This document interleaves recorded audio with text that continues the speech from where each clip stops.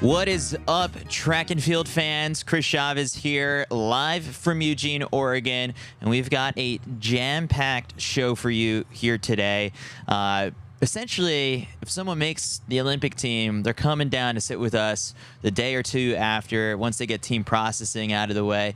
And so we've been able to line up quite the slate of athletes, and we're going to kick things off right now with the U.S. Olympic Trials heptathlon champion, the one and only Anna Hall, who has just a remarkable story, a comeback from injury after getting knee surgery back in January, the emotion pouring out just as, you know, there was heartbreak 3 years ago here when she crashed out in the hurdles, but finally she gets the chance to call herself an Olympian. So we're going to kick things off with my interview from yesterday with the one and only Anna Hall.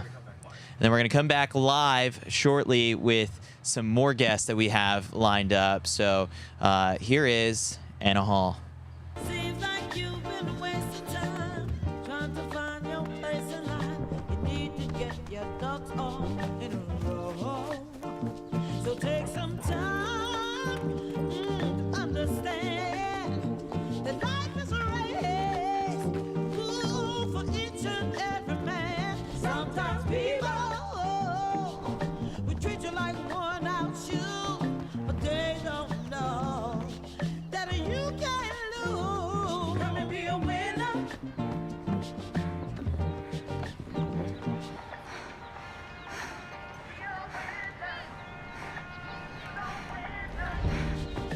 Be a winner now. Now you're a winner. Oh, baby. Oh, come and be a winner.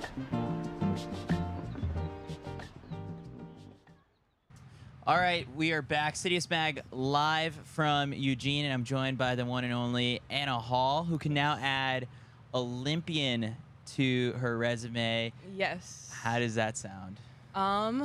It doesn't really sound real yet. Like every time I say it or someone else says it, I'm like, oh yeah, like that did happen. So it definitely hasn't set in yet, but I'm super excited. The emotion at the finish line, like, it's in all of the pictures. It was like as soon as you cross the finish line, it was just all pouring out of you. Like, what just led to that outburst? Yeah. I think just how hard this road has been. I actually started getting like emotional after the javelin. And then I was like, you can't like feel like this. You still have to run. Like I have to finish it. But yeah, this year's just been like so hard. And I think my coaches and those around me can kind of attest to that. Like there were a lot of days where I was just like, track's not fun anymore. Like, is this worth it? I don't think this is going to work. And so I feel like the emotions of coming from there to being like, oh, wow, we really did this. Yeah, just all flooded out of me. Walk me through, I guess, like the competition over the span of 2 days, because I guess I heard from our friend Anderson Bobo that like during the high jump competition, you also had just kind of like an emotional outburst, just sort of like, we are back, or like, I am so back.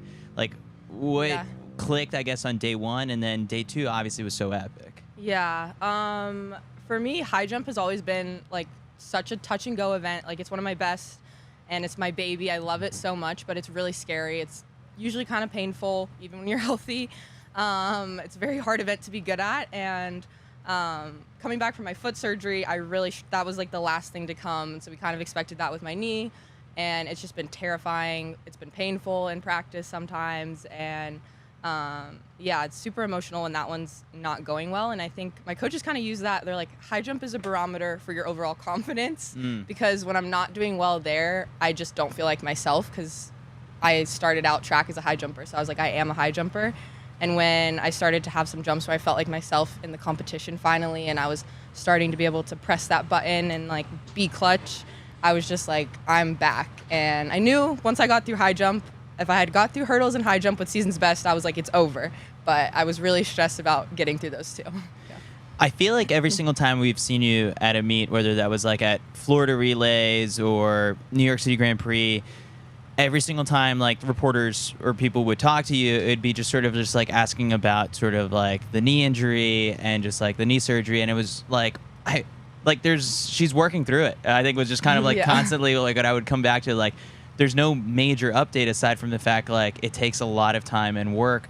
Now that we're at this point where you've secured your spot on like the Olympic team, how do you look back at these last couple months and, you know, just sort of the road back? Yeah, I look back at them and I'm just really like proud that I didn't quit, because yeah, there were so many days leaving practice where I was just absolutely defeated. I didn't want to go the next day, and then my coaches were like, "We've never seen you like this. Like, what's going on?" And then I'd go home, cry myself to sleep sometimes. I'd wake up and then just show up again the next day and like try again. And so I'm really proud of that. And also, yeah, I think it has been a lot, like with a lot of eyes on it being an Olympic year and things. Everyone was constantly asking me like, how's your knee? Like, are you going to be ready? And I'm not going to say no. Yeah. So I was just like, yeah, like it's going well, I think. Like, I don't really know where I'm supposed to even be at yet. So I did feel like I was kind of lying to everybody almost, or just having to put on this facade of like, yes, I'm okay, because I'm not going to say no and start crying in front of you. Like, that just doesn't make sense. So yeah, I do feel like I kind of had to fake it till I made it there. I'm just thinking of just how last year, I think it was, or 2 years ago, we did that like day in the life of Anna Hall video. And you're so happy, positive, and just kind of going through sort of like a day in your life. And at that moment, you're healthy, everything's clicking. So in those moments where you're saying like there was so much self-doubt, how different does that Anna Hall look like from this sort of like time period? Night and day. It got pretty dark there for a few months. Like, I just wake up, show up to what I'm supposed to do, and like it's mellow, like no words really, just like, okay, what do you want me to do? I don't really care, whatever. And everyone around me was like, that's just like not her. And I do feel like for a little bit it was just so stressful that like I had a breakdown after I think my opener at Tom Jones. And I was just like, every day is just so hard, like I don't know how long I can do this, because like every day is a battle. And my coaches were like, okay, like take a few days off and then like we'll come back and try again. And so it got very dark there, but I had a lot of people around me that just kind of kept like plugging me along, and I feel like we all just kind of tried to pretend it was going to be okay until it actually was. It's funny because like we've been sitting down with like Emma Coburn here like the last couple days, and she, you know, broke her ankle, but now is like 7 weeks later already like back to running workouts. And 2 days after the surgery was already in the gym doing hours and hours on the bike. What did that look like for you? I guess sort of that cross training period where it's hard, like you just have to put in the work, and it's not, this is like the heart, just mentally staying locked in. But again, this is why you guys are elite athletes. Yeah, it's really hard. And I think rehabbing at an elite level is like so different than most people think, because you're like, oh, you just had surgery, like you're gonna be like resting, and it's like, no, like I need to work as hard as I can, probably harder than I work on the track, just to get the same result. And so I think a few days after surgery, I was on the rower. We'd put my foot to the side on the box. I remember seeing this on your Instagram story. Yeah, and I was doing rowing workouts and going lactic on the rower, which is miserable. And I'm like, I would rather just run. So yeah, it's really not fun at all, and you're just kind of like pushing the bounds kind of what's possible. And I'm sure Emma's doing that as well, and like going under the guidance of your surgeon of like, how fast can we do this? And the first day I saw my PT, she kind of looked at us like, this timeline is like kind of crazy, and she's like, it just makes sense enough that like I think we can do it. But she was like, if he would have touched anything else in your knee, or if you needed to be ready any quicker, like I would just tell you no, like I can't help you with this. And so it was really just about getting everybody on board and making a plan. Yeah, I guess like how close was it that like the surgery, because even when I think like that was what, January? How close was it that it could have knocked you out for like the year? Yeah, really close. And in hindsight, actually, I found out in late December. I got my scan back like the day, Christmas Eve it was, and that was terrible timing for the news. And then every like knee surgeon that we could possibly have wanted to talk to is like on holiday. And I'm like, I need to have surgery like tomorrow. Like, when can we get this done? So yeah, it ended up being January 10th. And I remember then I was stressed because I was like, every single day is like going to matter like so much. And so looking back, it's kind of scary to think, I'm like, oh, what would have happened if it was like a week later? Because last week I don't know that I would have been ready. And I asked my coach, actually, I was like, do you think the timing worked out, or do you think that like I just knew it was like time to go. And she was like, I don't think we would have been ready 2 weeks ago. So I think it was very, very close. Yep. Oh my gosh. And throughout like the whole time too, like I just think about the last couple months and how the Olympic year ramps up. Yeah. You coming off of 2 world championships where you've had this sort of success, you are looked to as like one of the athletes that like NBC is like, we gotta make commercials and just like really plaster this athlete everywhere. The other additional sort of sponsors come out. You have to put on a happy face through all of that. Was that hard? Yeah, it was so hard. I actually did a shoot with Coca-Cola like a week after my surgery. Oh my gosh. And I went there on crutches and like I'd stand on one foot and they took the crutches off and so I remember I was like, are they gonna like be really worried that like I'm on crutches right now and it's an Olympic year? And thankfully they were super, super supportive and just positive. But yeah, it was really hard to act positive and I felt like the weight of the world on my shoulders. Like this last month, like I have not slept through a night. Like I would wake up in the middle of the night thinking about like, how can I fix the hurdles? Like, is this gonna work? And really that's just like not healthy, but it's just what happened. So yeah, I'm definitely happy to be through that part of it. So what do you do when you do wake up in just like a cold sweat over like an event? How do you get yourself back to sleep? I usually didn't go back to sleep, or like I'd a lot of times wake up at like 2 or 3 a.m. and then I'd be up until like 5 a.m. and I'd fall back to asleep for a few hours. So yeah, it's been really hard. We've been really, really, really stressed. So is that okay? So let's go to last night's tweet where it was at 11:13 p.m. Pacific time. Finally, I can breathe. We are going to Paris. I mean, I love how like everyone is just kind of like posting it to contrast the one from June 26, 2021. My heart is broken. I'll be back. Yeah. So last night, this weight off of your shoulders and like finally being able to breathe. How good did that feel? Yeah, it felt so good. Yeah, I just feel like the stress that I was under, like it's hard to put into words. And so to finally just know that like it's done and like I did it, I feel like so relieved, and I'm just like, like that's literally what I was like, I can breathe again. Like I feel like I've been holding my breath this entire year. Like, is this gonna work? And even telling my coaches, I was like, I can't miss out on Olympics like back to back like this. I was like, I don't know. Like I told Coach Peterson, I was like, I don't know if I'll like survive that, like, and want to keep going. And he was like, shut up, like don't say that. Like even there's so much more out there. And I was just like, no, like I think if I miss this twice for injuries, like I was like, I don't know if I'll be able to continue. So, yeah, it feels really good. The actual 800 and just how aggressive like you race. I mean, it's just sort of like classic you and how you run an 800 in that moment, just knowing that in 2-ish minutes, like this was all going to be done. What's going through your head on that starting line? Yeah. I kept just telling myself, I was like, it's right there, like go take it. And I was a little bit scared actually, since I haven't run an 800 this year, and we knew we were pretty fit, and I did a ton of cross training, but usually when I'm on the line, that's what I think about is I'm like, okay, like 3 weeks ago I ran this time, so it's gonna be fine.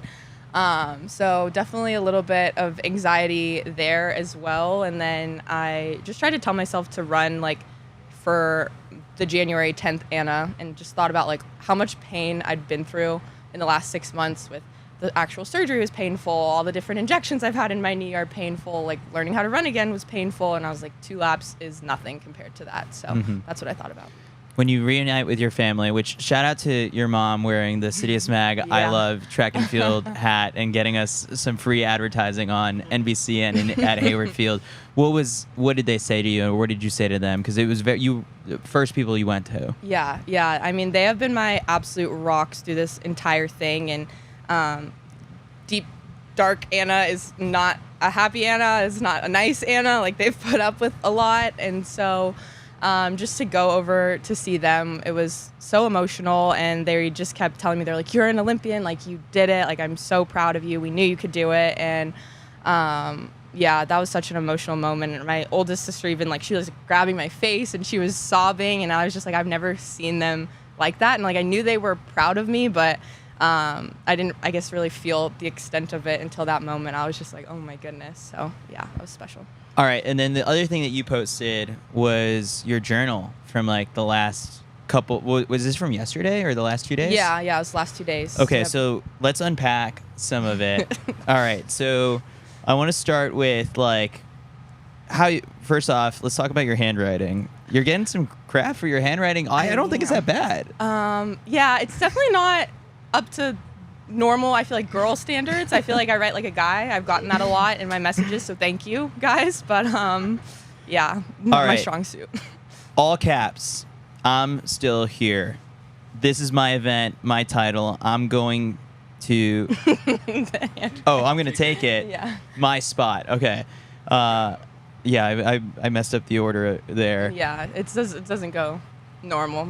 It's just however I think it, I write it. All right. Well, what was it like, I guess, to put all of that to paper? Yeah, honestly, when I went to write that, I do this for every meet, especially every heptathlon. The night before, I kind of write my intentions.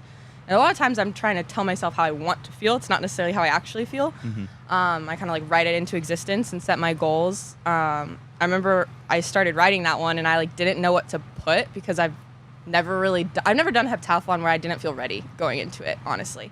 So I was like, I guess I'll try to convince myself of this. And yeah, and then I just thought about, actually, this is track and field news. I remember they projected me to be like third. Wait, what? For this competition? Yes. And what? I remember, I think it came out like early in the year and even up until right before.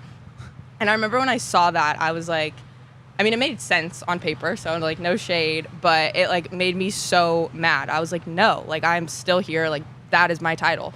And so I was kind of thinking about that and just trying to prove to myself that I'm still the same athlete that I was before my surgery.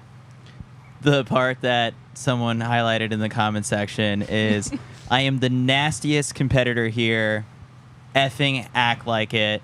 And then after that, it goes right into a Bible verse. And it says, and even when I am afraid, I put my trust in him. Psalms 56:3. And who am I to doubt? So quite the contrast there, but you said it does match sort of your personality. Yes, yeah, a little bit. I think I come off sometimes as like a little bit soft-spoken and like shyer and bubbly, which is true, but I definitely have a button and an edge. I don't think you could do track at a high level without it. So yeah, you can kind of see that come out there. And that was something I told myself a lot of times throughout this recovery process was I felt like I was acting like such a baby the whole time when I would have all these stressful emotions. And I was like, you're literally supposed to be one of the best athletes in the world. Like, why aren't you carrying yourself better than this? So that was almost like a stern, like talking to myself. I was like, you need to act like who you're supposed to be. So, yep. All right, what stands out to you from the other two pages? The next one gets kind of, you start throwing around a lot of numbers, and then it ends with prove them wrong, all caps. Yes. Prove them wrong is like the projections. Yes, the track and field news. And I think, during the season, there was a lot of people asking, is she going to be ready? And I just felt the doubt. And I mean, I had it myself, but I could just kind of feel people around me like holding their breath, kind of like, is this going to work?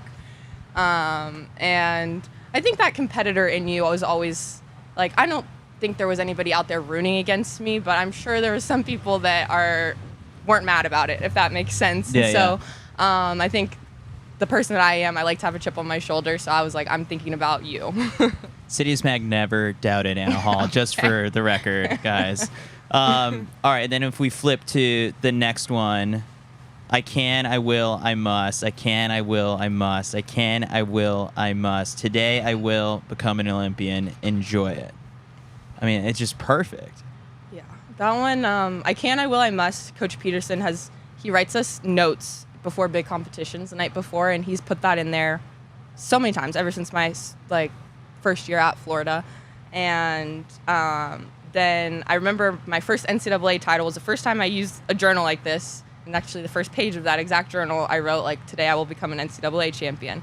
And it happened. So I kind of wrote that down again. And then I told myself to enjoy it because I think I've been so caught up in not being at the level that I'm used to being at that I like stole the joy from myself of like, I have the chance to become an Olympian. Like, why would I be upset about the score, Yeah. So yeah, just a reminder. Do you ever go back and reread some of those other early entries, or? where do you keep them? Yeah, I do go back. And sometimes I laugh because I'm like, why was I thinking that? But You're like, my handwriting was better. Like reminisce sometimes. And especially actually on the cues that I use in the technical events. Like if I have a really good meet, like I go back to that GOTS's page a lot. And I'm like, what did I write down for high jump then? And I'm like, let's try to get in like that headspace. So it's become a really good resource for me. I mean, it is really cool because, like, all throughout the year, like, when you do share on Instagram stories, like, you post, like, your workouts. I'm like, oh, is Coach Holloway, like just want her to put all of this information out there? Not. Probably not, but, like, it's super cool to see for, like, the people who just, like, are super into, like, the training side of things. All right, on the final page for day 2, like, there is, a lot of technical stuff here for the long jump and javelin. 800, win. And you go, listen. 59 to 60, no faster. Run your heart out. Run smart. Run brave. And what's the last part? It's right there, right? Yeah. So I don't remember your splits, but how'd you do on that? I went out, I think in 59.2 or like 59.02. So I was happy with that. Michelle almost dragged me out too fast, and I was very tempted to just like take the lead from her, but then I was like, no, I'm gonna be 58, and Coach Holloway's gonna be pissed.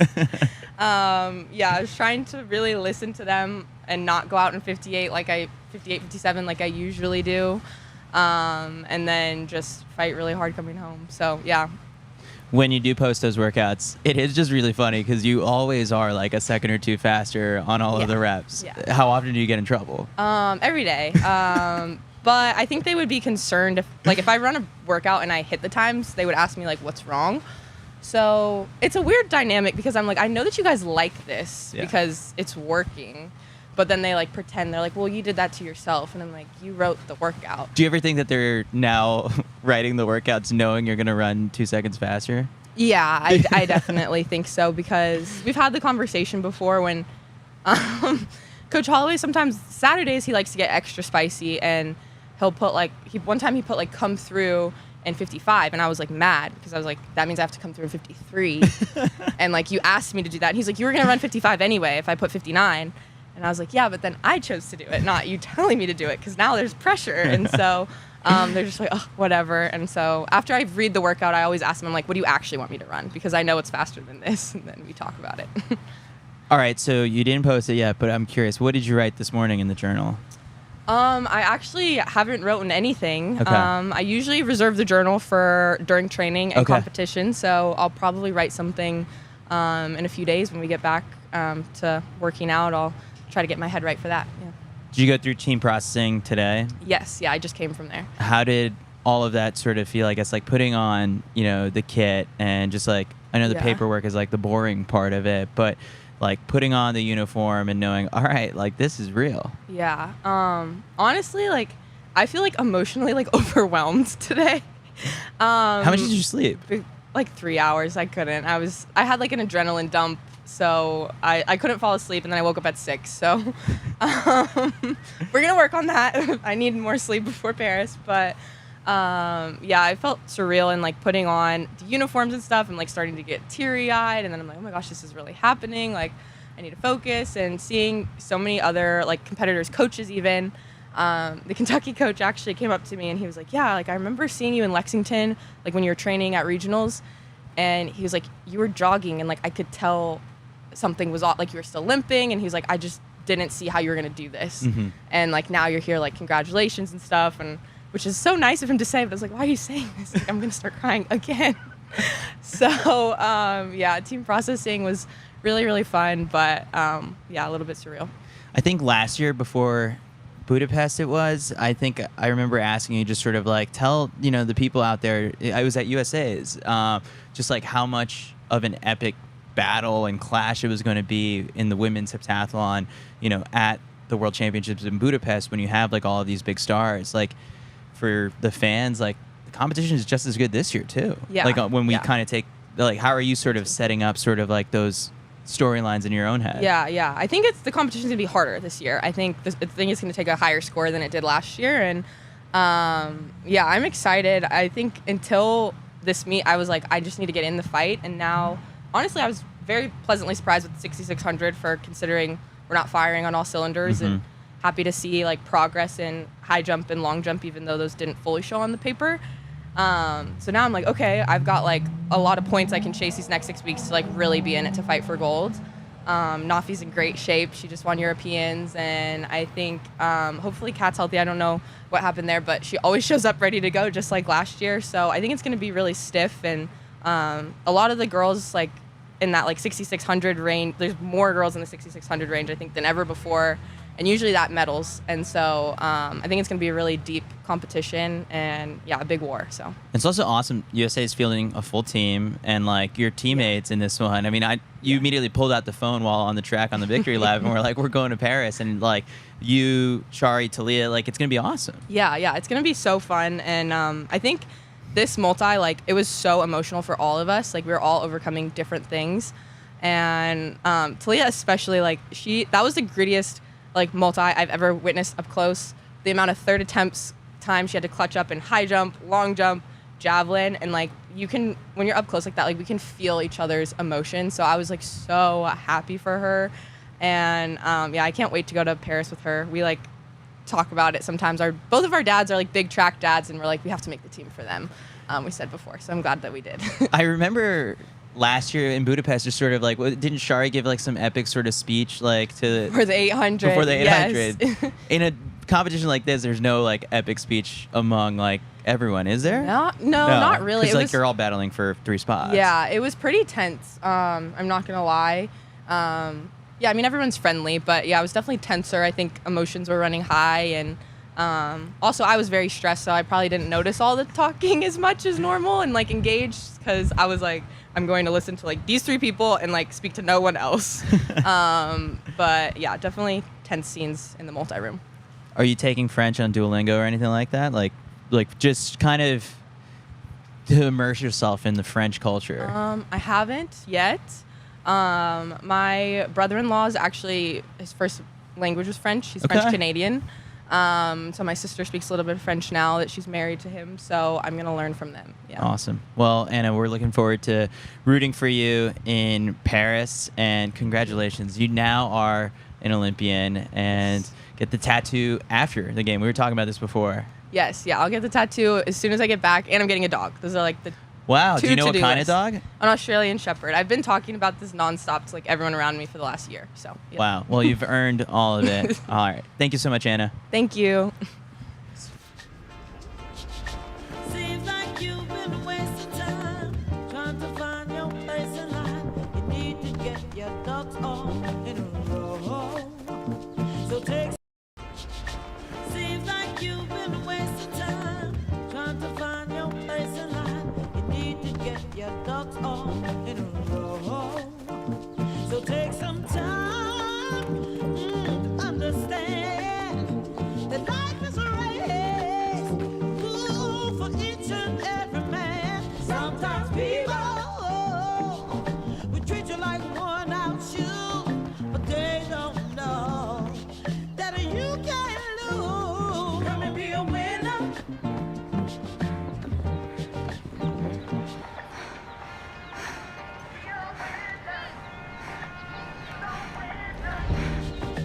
Be a winner now.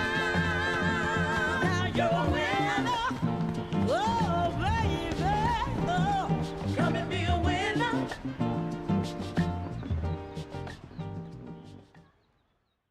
All right, we are back here at CITIUS MAG live from Eugene, Oregon, and we're joined by the U.S. Olympic Trials 800-meter champion, 3-time U.S. champion now, and officially headed to your first Olympic Games, Nia Akins. Yeah. Has it I'm been just like excited. a whirlwind of the last, 48 hours now? It's definitely been a whirlwind. There's been a lot going on, but it's been really fun. And yeah, you never know if something like this is gonna happen again. So just trying to take it in stride. Yeah, so when you got over here, it's just sort of like there's always athletes, hanging around in Eugene, just kind of locked in at the very beginning. And then afterwards, now you've got a huge smile on your face. Like the weight has been lifted off your shoulders. Yeah. I guess, like, what can you describe sort of what that's like, I guess, coming into, a U.S. trials where everyone's gearing up for this, like for the last couple years, and you got it done. Yeah, there's so much talent and depth in the U.S., like across all events. But yeah, the 800 is definitely one of the deepest events, I think. So coming in here, I was confident in my training and what we've done, and I felt ready, but also I felt like maybe everybody was feeling that way. So it was really important to just kind of show up, take care of business, and not sleep on anybody and make it through the rounds as safely as possible. And yeah, then just kind of like race, give it all I got emotionally and everything for the final, and just see what happens. So we've been doing that Beast Unleashed series on the YouTube channel, and it goes all the way back to, you know, the team meeting where everyone's kind of sitting around and kind of, you know, talking about just coming off of last year, looking ahead to this year. When did sort of you and Coach Mackey sit down and kind of like map out this sort of season, and what were sort of the goals that you set out? Yeah, we mapped out the season, I'd say sometime in the fall, I think, and we kind of wanted to follow a similar plan to what we had last year, where we were kind of focusing on the major U.S. championships and then the games. But last year I felt like I was a little burnt out towards the end of the season, and this year I wanted to be a little bit more mindful of that, going into races, kind of knowing when to really, really show up for the big ones and when to just kind of like just set things up for bigger races down the line. So that's kind of where our head was at this year, and so far it's paying off. Yeah, there's been a few hiccups along the way, but they're all like purposeful, I think. Yeah, it's sort of like I look at it too, where sort of it was very... Josh and Danny have been so selective over the years of, you know, when they race, where it's sort of like, all right, if we're going out to XYZ event, like we're really going to make it count. And it feels like he's taken a very similar approach to you, where, you know, you came out here, what was it, like 2 months ago, I think, for the pre-classic, and that was like a really high caliber race. What did you want to get from that experience to, well, I guess like it's two-pronged, like it helps you get a peek at the people you may be facing at the Olympics, and at the same time, major confidence booster for the trials. Yeah, I mean, you said it. I feel like for me, like exposure therapy is really important. So I think like I just don't have a lot of experience racing internationally a field like that. So to take the opportunity in the States to do that without really having any interruption in training was huge. It was like right in the middle of camp. So it was a weird time to race, I think, for me personally, but it worked out really great. It's my best opener, and yeah, just a confidence booster as well, but also left me very hungry to like kind of like chip away a little bit more. So yeah. So last year, World Championships, 6th place, and then up until this week, 157.73 was your personal best. What were sort of like, I love how Danny calls them like key performance indicators, or what is it? Like, isn't that what he calls, I guess, like the workouts? What were those telling you in practice about sort of your potential? Because, you know, the way a lot of these athletes stagger their season in an Olympic year, it's like you got to bring your A game for sure, you know, at the trials, because that's a hard one. And then at the same time, there's a second peak that's hopefully to come at the Paris Olympics. Yeah. We haven't been focused too much on the times, I think. We had the luxury of already having the standard. So really it was about kind of figuring out, okay, how do we race the best in the world and get better and place better next time around? So really in practice, it's been a lot of like just strategy, honestly. Like, how can I run the best 8 that I can where I'm still finishing strong? And it's going to look different every race. It's going to be, I can't do the same thing every time. So we've been challenging me in that way, I think, a lot. Yeah. I guess when it comes to how you feel physically compared to last year, what are some of the areas where you do feel like you've made like the biggest improvement? I think on the strength endurance side, yeah, running some miles/15s and kind of seeing some progress in the sense of PRs there, but also like training with like Rebecca Mera and Marta Penfreitas, who are like amazing 1500 meter runners, and getting my butt handed to me in practice has been it has been so fruitful and so worth it. Yeah, so I think that's been huge.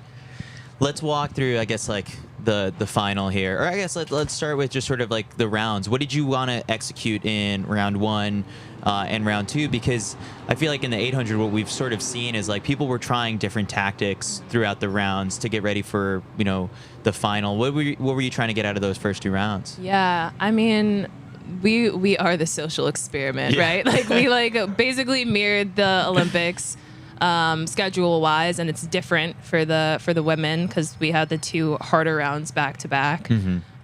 So there honestly wasn't really a strategy. I feel like Danny was like, just race it, and I was like, I don't know, that's kind of what I was thinking, and then we'll just like see what happens. So the first round was just shake dust off the cobwebs and get through, and that 201 felt super comfortable. It felt good. I also wanted, I don't know how the seeding works, but I did want to be like, I did want a good seed, I feel like, for the second round. And then for the second round, I was just kind of like, just make it through to the final without, you know, don't kill yourself trying to do that, and just kind of get through. And then for the final, save all the emotional running for the final, basically. Because it's the next day, and I haven't run back to back since college, so that was new. That was different, but the body felt great, so I'm really excited about the games. Yeah. When you say emotional running, what does that mean? I don't know. I feel like, especially in champs, which I've made this mistake before, I just get a little desperate and just like, oh, I got to do this now, or like I have to win this race, I have to win this round, and I think. Sometimes it just doesn't have to be that way, and there's kind of a strategy to it, and there's a timing to it too, a little bit. So I think, definitely had a helper this. I mean, every time, but I feel like, my spirit was just kind of like, just wait, and then like now's the time where you can be emotional and give it all you got, because you know you don't have another racer around to worry about. So now the final, right? Like it's. Yeah. Have you gone back and rewatched this thing a couple times? No. You haven't? No, not yet. Well, why is that? Is it just sort of like, oh, the opportunity just hasn't come about? Or is it just sort of like, I want to kind of process this on my own first? Yeah, I kind of just want to process it. And I was very tunnel vision. I was very in the secret place, I feel like, the entire race. So I kind of remember that, and I want to kind of dissect that a little bit more before I go back and watch film. And there's more film I want to watch too on other people, so I think we'll kind of do it all at once, maybe once we like start when we head back to Albuquerque and start training again. Right now I just kind of want to chill, not think about racing, not stress. Yeah. All right, closes the tab, we're not watching that one. But okay, so the actual race execution, 200 meters in, that's when sort of like the most chaotic thing in the race happens. A thing takes a fall. What was sort of your vantage point of just how everything unfolded, and how do you stay composed after, you know, such a crazy moment happens? Yeah, I just had the luxury of being in lane 8, and I wasn't near it, and I didn't really see exactly what happened. I knew that somebody had gotten tangled, but I didn't know, like, I just didn't know what was happening behind me at any point in the race. So scary. So I had to just really listen to my body and how I felt, and I felt really good through 400 and was thinking about taking it, and then I was like, I've never done that before. So then I was at 300, I was like thinking about taking it, I was like, I've never done that before, and then like 250, I was like, oh, whatever, like send it, let's do it. And it paid off. Yeah, so that sort of move, I loved how at pre-classic Josh was asked about the race plan that he and Danny kind of drew up for that mile, and how he just sort of like, no, all right, I'm going to go against the race plan, and it paid off. Similarly to you, was there a race plan that Danny and Julian kind of wrote out or like thought of, and then this was just instinct? It was a little bit of instinct, but I would say Danny and Julian, I mean, I run a lot of like 200s and 300s and stuff with Julian, and he's always like, okay, like pass me here, I'm going to do this, you react. So I think there was a lot of preparation for being able to move at different points. So like those tools were available. I hadn't used them yet. So I think that was the scary part, was kind of just like trusting the process and hoping that it paid off at the right time. Yeah. Because it could not have. So yeah, but that was it's been an awesome journey, and I'm very This fitness fortunate. level this fitness level that you're at right now, like it's so cool to watch, because now you have a couple more weeks to even level up from here. What is it that you want to hopefully get out of, going back to Albuquerque and training over the next couple of weeks? Like, what are some of the things that you want to really sharpen up on? Yeah, I mean, I think once we go back and watch film, I think that'll kind of tell us what we need to work on the most. I think finishing as best I can. I think it was really disheartening to kind of be like slowing down the last 100 meters of in Budapest, and I think that's what I want to avoid in Paris, is to be able to, like, however the race plays out, to kind of know the pace that I need to go out in, because that's important too, and just finish the best I can is the goal. Yeah. Were you always a racing film junkie, or has this come about in the last couple of years? It's been, I've always been a fan. I've never been like in the races. So I feel like I've always been watching them, like, oh, this person did this, they should have done that, da da da. And then when I'm in it, I'm like, oh, okay, like now I'm that person, and now I'm just kind of like picking on myself. But yeah, I feel like more and more I become more of a film junkie, but it's less like me being a fan of the sport, more me trying to, like, I don't know, it's kind of like chess, figure out the best way to run an 8. So, yeah. So you've touched on sort of like some of the learnings from Budapest. Is there something to, like, all right, that was last year, and like let's focus on this year, where it's like I'm done watching the Budapest World Championship final, or is it still something that you might revisit 1 or 2 more times before Paris? Yeah, I mean, that's the thing about watching film too, is like I'll definitely rewatch and like rewatch pre and a ton of stuff, but like I can't, like, I'm not the same athlete that I was for either of those races, and I can't assume that they're also the same athletes too. So it's like you kind of like take that and you learn from them, but then at the same time you kind of have to expect surprises too. So so like a little bit, I don't know, a little bit of both. What has it also been like, I guess, coming out here with, the Brooksby's team? Like, I know you have to be laser focused in sort of your own races, but there are times when it's like, oh, Henry's on his warm up, or his race is coming about. Like, have you had the chance to like watch from the stands? And like, this weekend will also be kind of crazy, just kind of pouring over results of like what's happening in the UK, and just at Marta's championships too. So it's cool because you have a team. Yeah, the team's awesome. Henry's race, there's TVs everywhere too, which is also incredible. So like I showed up just in time to like sit and get ready to warm up right when Henry was racing. And then Allie was just getting ready to warm up. So there's just kind of like a lot going on. Danny's like going back and forth between everybody, and Sarah too.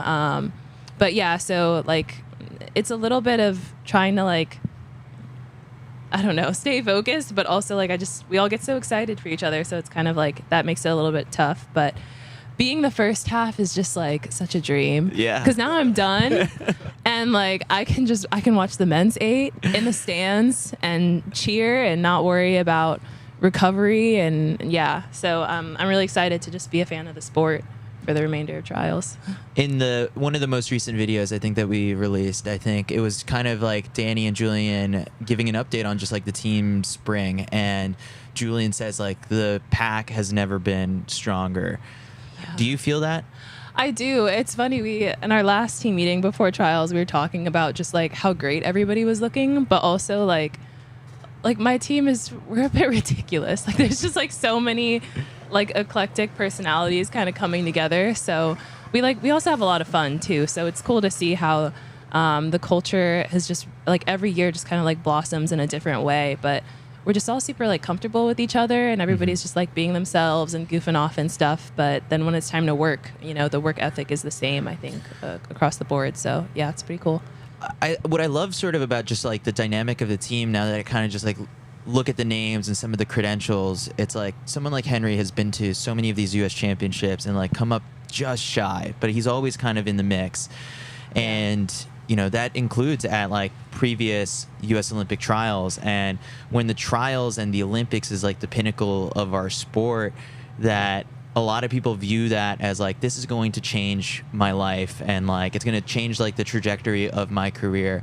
How do you sort of view the Olympics? Because then you could have Josh also, share his perspective of like, going to the Olympics is great, and it is the top thing in our sport, and you can come away with a medal, but it's like, then you just got to get back to practice, and like we're at the end of the day, it's track, and like we're not gonna all of a sudden become overnight celebrities because of this one event.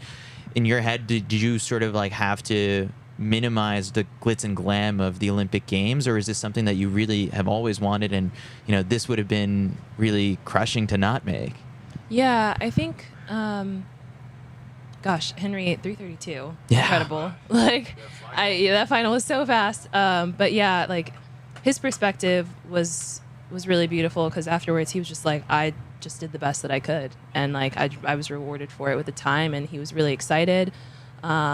And yeah, I think when you do your best and you show up, and I don't think you're going to be disappointed, right? Or as disappointed as maybe you would be if you just chose not to really go for it, or you chose not to take risks and stuff. And with Josh too, I feel like he's like reached the mountaintop, and every single time he's like, okay, where's the next mountain? And he just like keeps pushing the envelope. So that's been really important for our team culture as well, and also really cool to see. And that's like, it's not why we do it to just like be celebrities, or like I don't know, be like big names in the sport or anything. It's just like we do it because we love it, and we just kind of want to see how good we can be. So yeah, I don't think I like made a big deal of the Olympics, and I like took myself off of social media so I don't buy into the kind of like hype and just show up. It's still 800 meters, still track.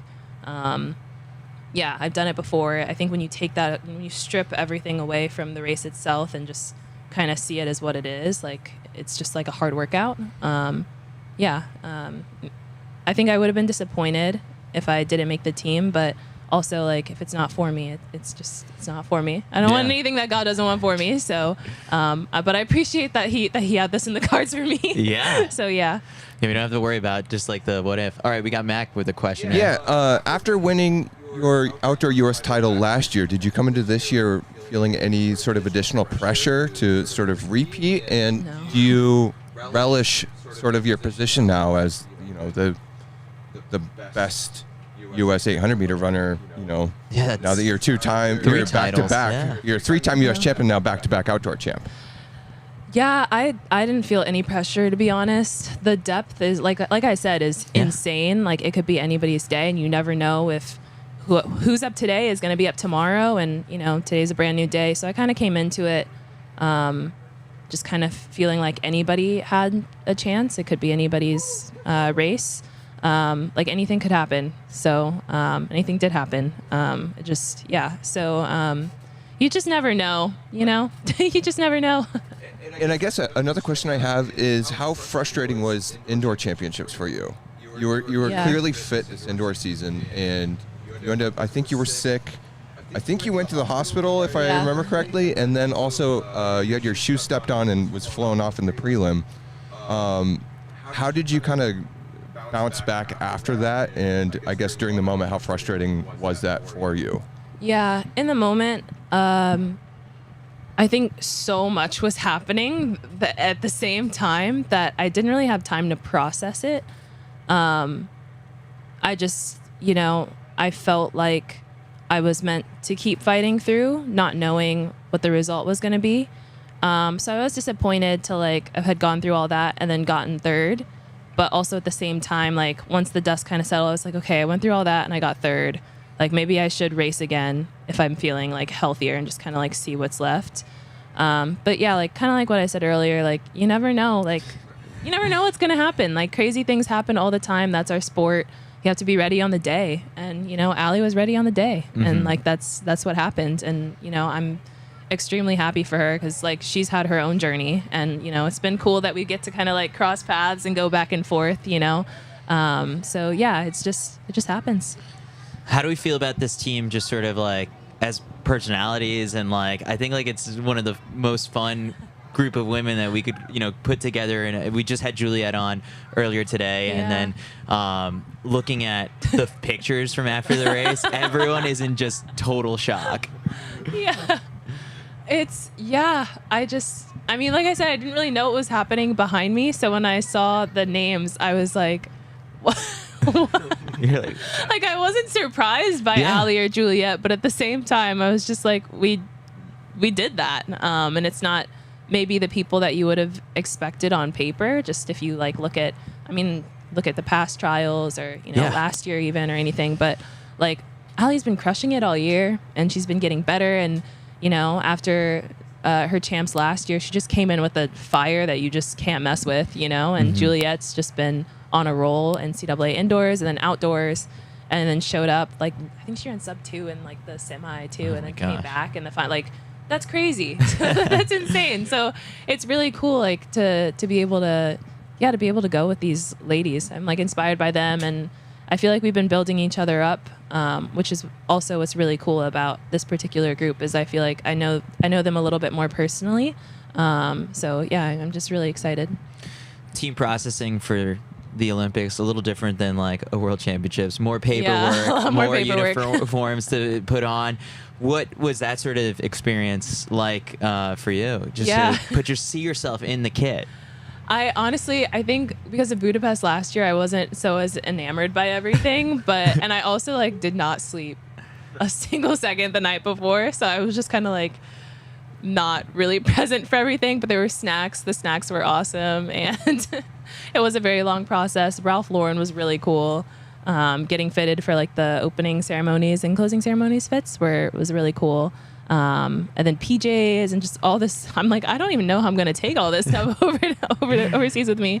But yeah, it was fun. I'm excited. The kits look great. Yeah. Sha'Carri Hawkins was telling a funny story how, like, similar to you, like, made the team and, like, was a zombie the next morning for team processing. That, like, on the please enter your, like, home address, she, like, wrote down her email address. Like, it just sort of, like, your brain is zapped at that point from just, like, the emotional high. Yeah. Honestly, that was my experience as well. And it was funny. We were all, like, she was there and Allie, and we were all just kind of joking about, we're like, we're so tired. This is so cool, but we're so tired. But it was, it's a cool process. You were on the team last year, and I love hearing the stories of just sort of, like, the unexpected friendships that you strike up on Team USA. Yeah. Like, for some reason, like, this 1500 runner is now really good friends with this shot putter or whoever it might be.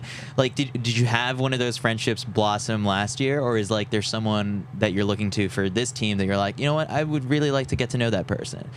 Yeah, I think there were, I had the privilege of going with, like, some beasts. So, like, we ended up kind of, like, you were a clique. We rolled with the pack a little bit, yeah. Zay was on Team USA, obviously, so hung out with him a lot, and then Josh and Marta, we would kind of like all do a practice like together, and then so that was kind of like, it felt like we were in Albuquerque or Seattle, like we could have been anywhere because it was like just the team, but yeah, I'd say there were like.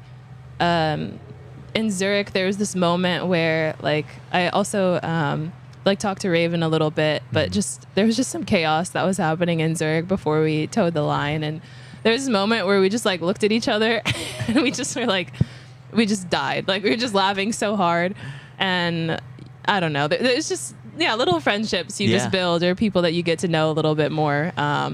It just probably means nothing to you guys, but it's just like they're just funny things that happen that you just kind of connect with people. Met a lot of awesome people for sure.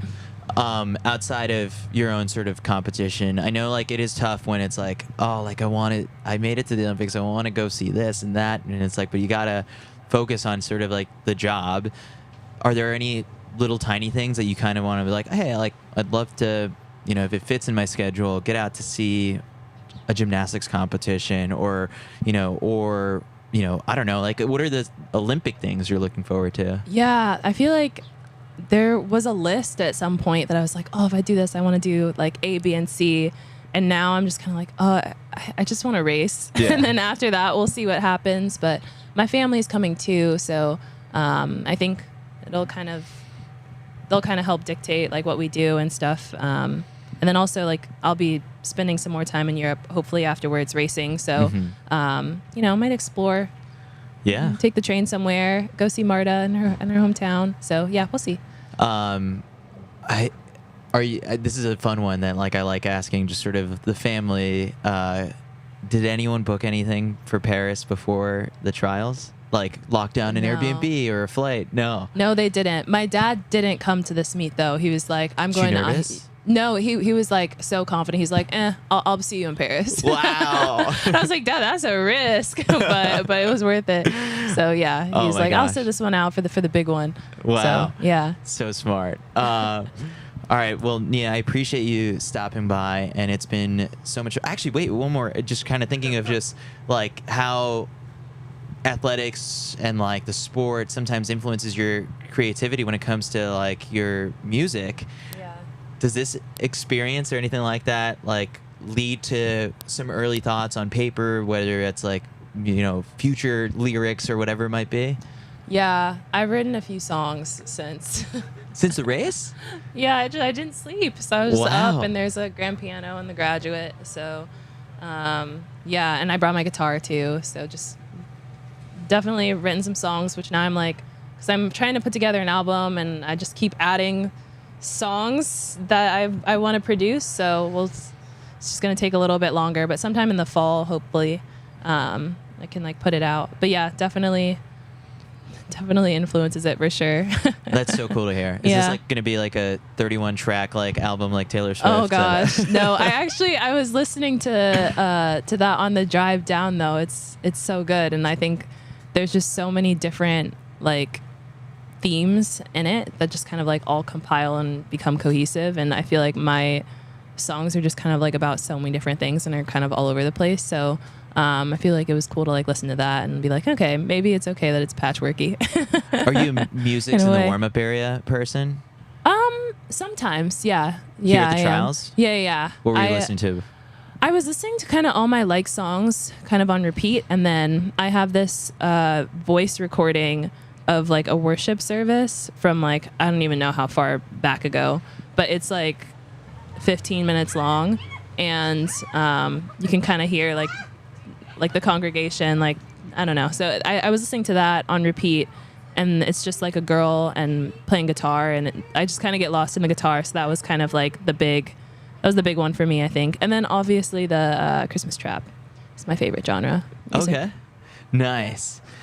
All right. Well, Nia, I appreciate you coming by. Best of luck in training over the next couple weeks. I think Thank we'll be you. dispatching Johnny Pace to capture some more content in the build up toward Paris. And so looking forward to seeing how these final few chapters of the Beast Unleashed series pan out. And then we'll see you in Paris. Thank you. See you in Awesome. Paris.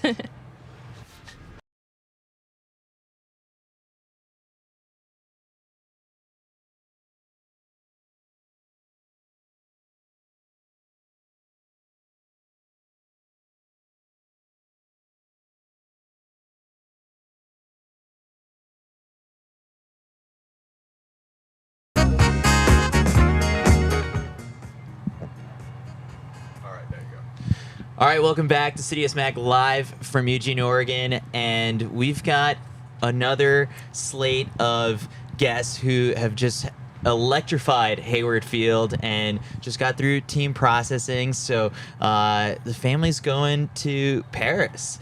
So we've got Juliette and Isabelle Whittaker here. Take me through, I guess, like the last couple days, just like this emotional roller coaster for the family. Yeah, I think for me, I'm still processing everything. It still like very much feels like a dream. I keep telling everyone like every morning that I've woken up since the race, like I keep having to check my phone and like check the date and make sure that I have already raced and it's not like coming up, because I was like, wait, that actually happened, right? So I feel like for me, it's been a lot of just like processing, a lot of pinch me moments, but a lot of joy. Yeah, and also just 4 days of racing. Like, I think it's been a lot of stress on our family because it's definitely pretty, anxiety inducing, like having, both of us competing and then 3 rounds for both of us. So it's just been a lot of times where you've had to like come back down after a race, after a round. So it's been super exciting in the like Whitaker household, but also like super stressful. Yeah. as well. Were you guys able to watch each other's races in a stadium, or were there times where like, both live the whole time? So it depends. So the first, like round 1, I had to watch like in the media tent Okay. for Juliette. And then ever since then, I think I saw your final. I guess semis also similar. Oh no, I saw your semis as well. So yeah, everything except for the first round. Yeah, I've I been think able to I see in watched all person. I think you saw. I think all I mine. saw all of hers in the stadium because after my race I would just go like pre flush out, pre cool down sometimes. I just go and watch her and then go back out. All right, we have to talk about the final. Like that's I think the first thing we need to start with is just sort of how dramatic and chaotic it was, and like I've gone back and rewatched that race like 2-3 times just trying to make sense of everything. But take us through your vantage point. Then I also want to hear your vantage point of just kind of watching it, as a sister. But Juliette, I guess what was your sort of like take of that whole race? Yeah, I think like I've had to rewatch it a few times too because I feel like after the race I still didn't really know what happened. Like it was very much just like a blur. I remember like someone next to me going down. Like I thought it was a thing, but I wasn't even really sure. I didn't know how many people it might have taken out. I didn't really know anything, but I was just kind of like in my head just kept like repeating myself like just focus on the race and like just kind of like lock in and don't be thinking about all the mess and everything that's happening and just kind of focus on what I need to do. You didn't get like bumped or anything like that in the whole thing? I got like a little bumped and then had to do a little like few like ballet steps and hops over, but nothing too big. Yeah. So at that point, it's crazy because like I was 200 meters into the race, like too late to call anything sort of back. At any point, did you sort of like once you start to press forward and like the race is on? Did you notice it's like, all right, like I see, Michaela ahead, I see, Nia around me, but it's like, where's a thing? Like, did that thought ever cross your head? Yeah, I again like definitely like noticed that she wasn't there, I feel like, but I also was like she might just be right behind me and waiting to do a little kick. Like I really had no idea. Yeah, it was very scary. I was like, I don't know where anyone is, but I was just like really trying to just like focus on myself and not kind of worry about, all the different people in the race. Yeah. So then for you, watching it as a sister. Yeah, so I was around like where it happened, like I would say like at the 250 mark. And oh wow, we were like, I mean, I was pretty proud because I was like she was just like you said, ballet steps, like really adaptable, like really kind of was able to adjust like in the moment, which was really great. And like I guess like at that moment, we knew that honestly from the get-go she was really dialed in. Like we could tell the way that she started, so we just kind of I had a good feeling about the race, just generally already from the start before that even happened. But it seemed like she was focused. Like it seemed like she didn't really let it like get to her or anything. So we were pretty excited. But obviously, it was definitely like super sad. But it's kind of a tough scene. But yeah. Who gets more nervous watching the other person's race? Oh. I get really nervous for her. Like, really? I get pretty nervous myself, and I'd say I get more nervous watching her. Because it's just, like, so much scarier watching it from the outside. Because it's, like, at least when it's my race, like, I can be nervous for myself, but then, like, it's kind of up to me, like, how it goes. Like, all things considered, obviously, things can happen. But, like, a lot of it is in my control. But when I'm just watching her, like, I can't do anything. Like, I can't help her. I can't, like, like, I can't do anything. So it's, like, very out of my control, which is scary. Yeah, I mean, I would say the same thing vice versa, especially with it being the 800 and like literally what we saw. Like it can be like really like so much changes during, and it's 2 minutes long, so long. So like I feel like I'm stressed during. So I would say I get pretty nervous, more nervous for hers as well. So but maybe it's just a sibling thing, vice versa. I want to touch on sort of your year in general because I've got like all your stats pulled up in front of me, and I'm seeing PR in the 60, PR in the 200, PR in the 300, PR in the 400, PR in the 500, PR when you're on a 4x1 and when you're on a 4x4 this year. I mean, it's been an incredible year for you. What has really clicked this year in particular? Yeah. I mean, yeah, it's been a great year. Honestly, I think that I just holistically like was quote unquote locked in. Like I think I just like holistically wanted to be the best athlete that I could. I had a bit of like some injury like kind of during my college career, and like finally I feel like I had done like the mental work and like the physical work to like be like the best version of myself on the track. So I honestly just feel like it was like 2 years of really like like learning about myself, like learning about like finding out my why, like why I wanted to be. So I think it was honestly just a confidence thing. Of course, like getting like physical, like me and my coach went to back to the drawing board and really like worked from the summertime. I had so many one-on-one sessions like dating a year back from today.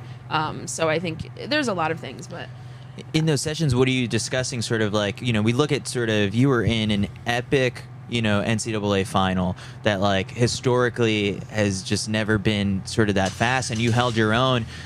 were conversations centered on like what you could do at the NCAA scene, or was like you even looking at the trials and making the Olympic team like a part of just that discussion? Yeah, no, that was part of the discussion. Definitely like outside of the NCAA, like we wanted to be really competitive in the NCAA, but we also wanted, it was a great opportunity because it was an Olympic year to really try to do something special. So that was definitely on like from a year ago, like that was what we already discussed like in our one-on-one sessions. But yeah, these one-on-one sessions were like a lot of like working on technique, like working on how we can be the most efficient, something that I struggled with before. So like just definitely being really, really specific about how we wanted to run and how we wanted to get to where we wanted to be. Juliette, I guess like for you, like it's just been building. Like we've sat down when you were, a high school star, and just, being at New Balance Nationals and just like, you're chronicling your success there, that it's been just really special for us to be like up close to just kind of like these benchmarks throughout your sort of career. You were at the stadium and setting the high school, 800-meter record, and then things have just continued to get better. What feels good about just sort of this trajectory that you've been on, in particular this year, where like you came away with the NCAA title, and it's like for a lot of people that would be just like, all right, it was a great year so far, but coming out to the trials and making the team just is even like the momentum keeps going.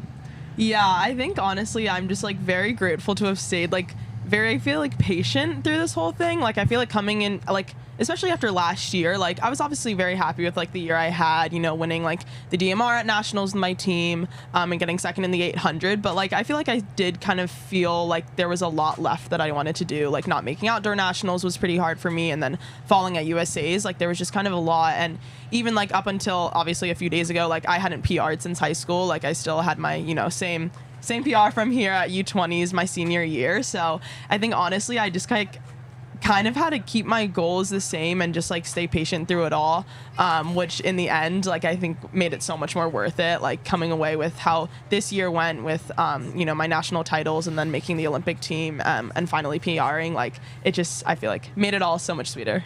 When did you and coach start to float the idea of like the Olympic team? Was it post nationals? I feel like he's kind of been saying it for a while, even before nationals, but I feel like really after nationals, I kind of started to entertain it a little more. Obviously still like not wanting to put too much pressure on myself coming here to the trials, but yeah, just really like seeing it as like, a realistic like option. And I feel like Coach Clark like would bring it up a lot and just kind of say it very casually, which made it a lot less like daunting. Like it wasn't like, trying to do this big like feat that is scary, and obviously it is hard and very challenging to do, but just kind of bringing it up in a casual way, like like you could do this, really helped kind of just build up my confidence. Yeah. So the idea of like the Olympics, growing up, I know you guys come from like a track and field family. Like was it when you were kids, did the idea of you guys ever making an Olympic team come about?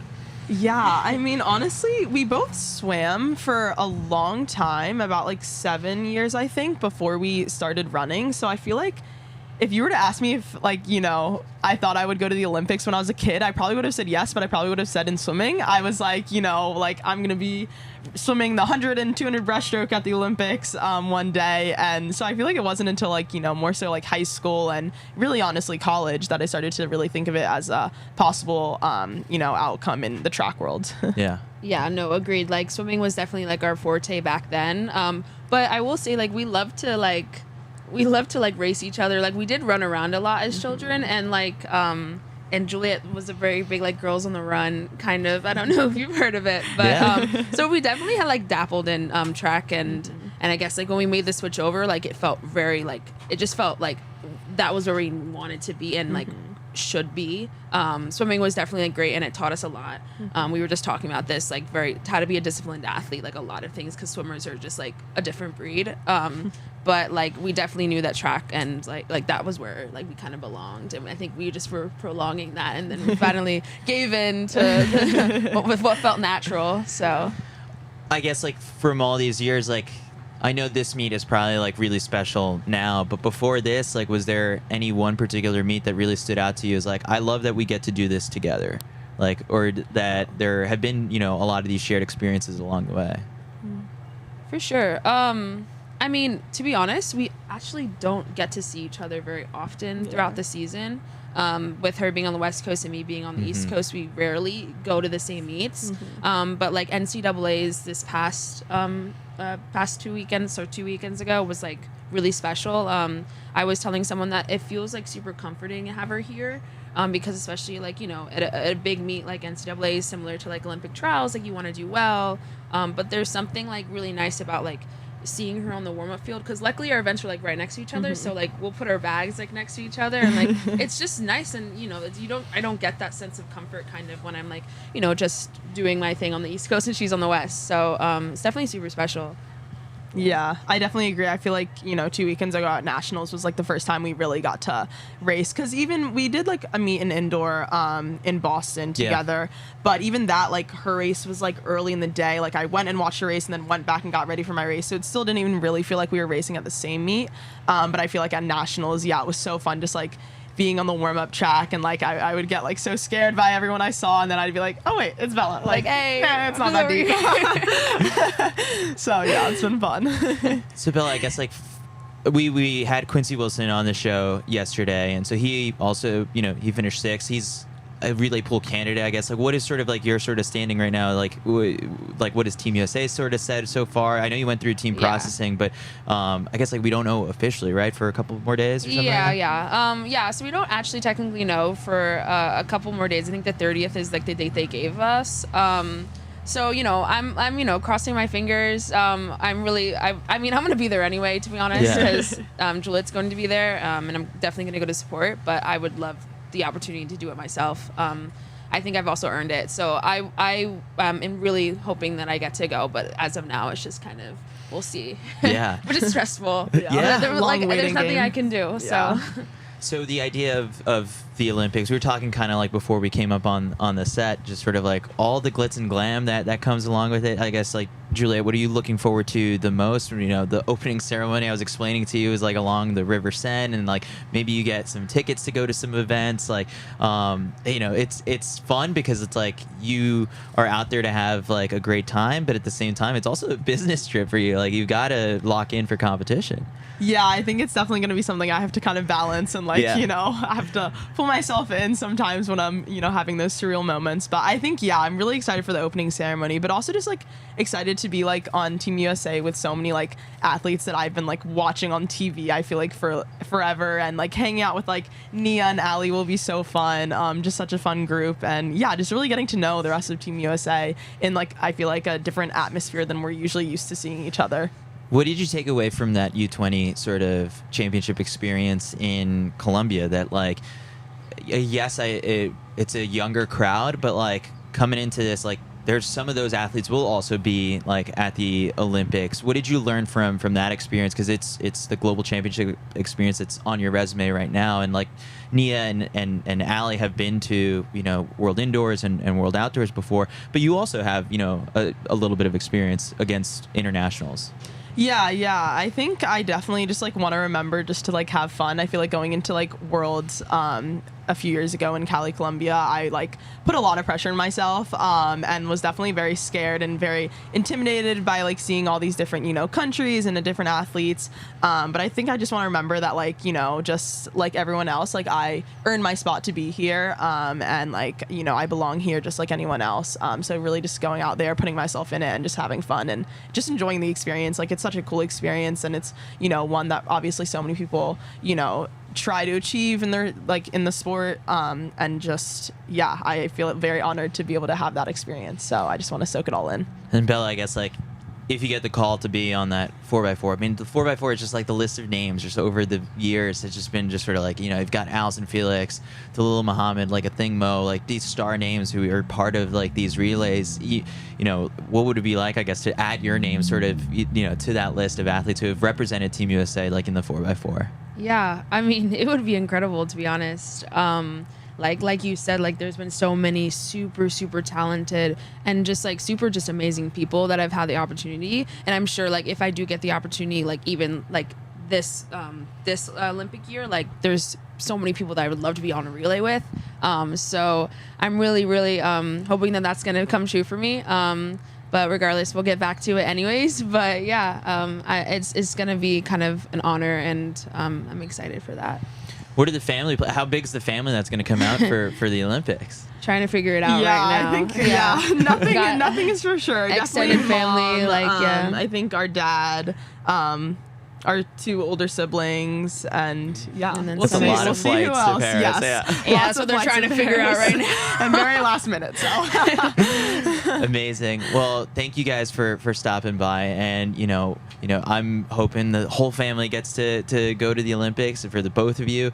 And it's just been really incredible to just see sort of like all of the success over the last couple of years really paying off here at the trials. So yeah, thanks for stopping by. Good luck in training over the next couple of weeks, and we'll see you in Paris. Yeah, thank you so much. Yeah, thank you for Awesome. having us.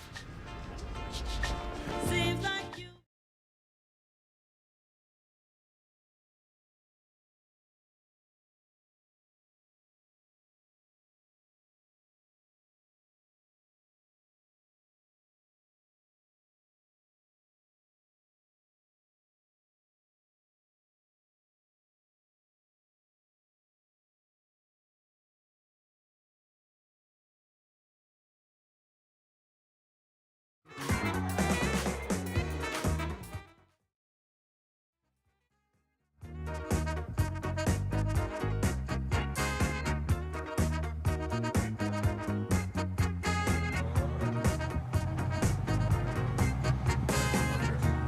All right, we are back here, CITIUS MAG live from guest to the show. But before we do that, we kind of have to set this up. Like, over the last couple years, we've been big supporters of Eric Holt, training unsponsored with Empire Elite, and has been making just major progress each year, dating back to, I think of like the 2021 Trials of Miles meet taking place in Austin, Texas, and him winning the race there, beating quite a bit of professionals in that B section. And then from there, it's just sort of like everything has just kind of built upon year after year. And at the New York City Grand Prix, he runs his personal best of 3:34, and it was an emotional interview that he gave afterward, where he talks about the struggles of being unsponsored, and it was a race where he came so close to beating 2022 world champion Jake Whiteman, was the top American in that race. So came into the trials with lots of momentum, looking to really, shock the world in the 1500. Things maybe didn't go his way, but he'll be bouncing back in the 800. And all of that is to say that we're about to break some news, and it's some good news that a lot of people have been waiting for. So here's how the sausage gets made. We had a photo shoot this morning after Eric's workout. Eric has signed a professional contract, and if people refresh their Instagram feeds literally this second, we are happy to report that Eric Holt has signed a pro deal with Puma and is here to talk about it. Eric Holt, come on over. All right, Eric, here's the mic. You seem like just so excited now. Like this has been literally, I guess, like how you described it in New York as like a dream. So this is a dream come true to call yourself a professional runner with a contract now. Absolutely. I mean, for a short amount of time, I thought I would never be a professional in my career. When I was a little kid, I'm talking about like 8 years old, I remember saying, my dream would be one day to be a professional athlete. And, I eventually did track and field, and then I was like 25, 26, and I was like, I don't know if this is ever going to happen, and I've had a lot of disappointments. I remember asking a lot of brands, and they all said no. And, I also wanted to represent Empire, and the opportunity that I have with Puma to represent both Empire and Puma, it's like the best of both worlds, because I didn't necessarily want to abandon my coach that got me this good and be like, hey, this has been working, we've been getting really good, and just leave everything beyond and join a new club. So the fact that I can stay with Empire, represent Empire, and now join the Puma family. It's a dream come true, and I'm so ecstatic. And it's funny, even though I did bad in the 15, failed to make finals, I'm like really happy and optimistic because I do think, you know, I'm in step in the right direction, and I'm really also excited for the 800 as well. First off, congratulations. Thank you. Very well deserved. You know, the 15 didn't quite go your way, but you've got some great new, and it might be tough sometimes to bounce back from, you know, a slightly disappointing race, but it's to kind of refocus, and you now signed, you're now professional. Does that kind of give you, are you now feeling like you're in a better headspace heading into that 800? Absolutely. You know, I just remember just being in the semis and the 15, and I felt like I was in good enough shape to make the finals for sure, but I just was making too many unnecessary moves, and I felt like I wasted way too much energy, you know, fighting in the pack. And I mean, I always look at like when like I have bad races, I always feel like I'm like, you know, I always trying to find a way to bounce back. And people forgot I won the race in Tennessee at the Music City Festival in a 1:45.8, and I beat a guy that made finals. So I think people forgot I won that race, and I'm very optimistic. So I'm going into the 800. I'm ready to showcase my new speed suit, and I'm ready to show everyone what I can do as a pro. And my goal is to PR in every event. I don't want people to think like, now I'm pro, this is I'm just not going to get better. I feel like I'll continue to improve, and I'm super excited. You said it in the mix zone afterwards that you also did sort of feel that like a lot of your training was more conducive to the 800 as well. I guess like what is it that the practices and workouts are telling you that like make the 800, you know, feel like a strong suit for you? You know, I do struggle sometimes with like threshold, double threshold, sometimes with longer workouts. They just feel a little tough. And I'm also feel like when I run the 15, I feel like when it comes to aerobic strength, I might not be the strongest. Like I don't know if I don't think I could break 13 minutes in a 5K like some of these guys. And I think I would struggle to run low 13. But now it's like cool to be in an event where I'm like, you know what? I can beat all you guys in long distance, you know? I'm like, well, I have some of the most strength, you know? And to be in an event where I feel like, you know, I'm one of the strongest guys, I know I can always come back. And I feel like as the rounds progress, I'm going to be at an advantage versus, you know, maybe some of the shorter guys. What do you take from that 1500 going forward? What if you could rerun that race? How do you think you make that into the final? I honestly think, in hindsight, I should have taken the lead because I feel like I'm a runner. My biggest weakness is when I'm like fighting for positions, because sometimes I'll fight for a good position and then I fail and then I retreat and I go for it again and then retreat, go for it again, and that just wastes so much energy. And honestly, like, you gotta look at racing as it's not 100% about fitness, it's about running the smartest race possible. And I told myself, whatever happens in the 8, I can't fight. I gotta try to relax, be on the rail, and only have one move. And that was the biggest issue. I had like 7, 8 moves. You can only have one move, and when you only have one move in a race, that's when you do your best. And I feel like I should have treated the second round kind of like a New York Grand Prix, where I just took the lead, I was relaxed, and then at the final lap, I had one move. And that's why I did so successful. And I feel like when I do all these moves, I lose my kick. You know, you don't have your kick because you're jostling, you're fighting around too much. So I should have either held back in the semi or taken the lead. And I think I would have done way better. Yeah. Was it hard to watch the final? Oh, it was hard. I mean, I think I would have done really well in the final. You know, I will say the top 3 were very strong. I mean, that was the goal coming in here. So it was really hard to watch that just because, you know, that's what you've been training so hard for. But in my opinion, now I'm like, you know, maybe the universe or God or whatever you want to call it has a way, and maybe they want me to run the 8. And, you know, we'll see. You saw what happened in the final for the women's 800 final, that anything can happen, you know? Like, a Thing Mu, like, fell and didn't make it. Who would have thought a Thing Mu wouldn't make the Olympic team? And, you know, it's just like, I feel like anything can happen in these races, and the one thing I also take away is anything can happen in the first round. Like, I never thought 334.5 would win the first round of a 15.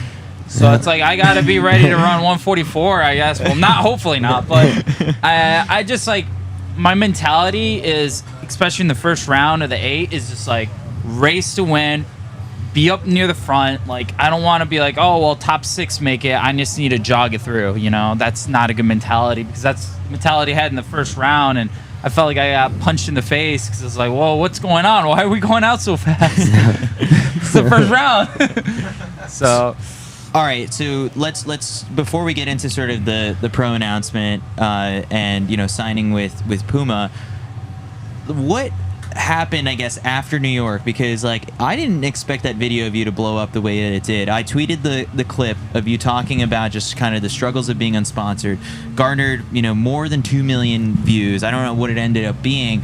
A lot of people kind of quote tweeting it. Some people offering to like buy you a couple dinners and all that stuff.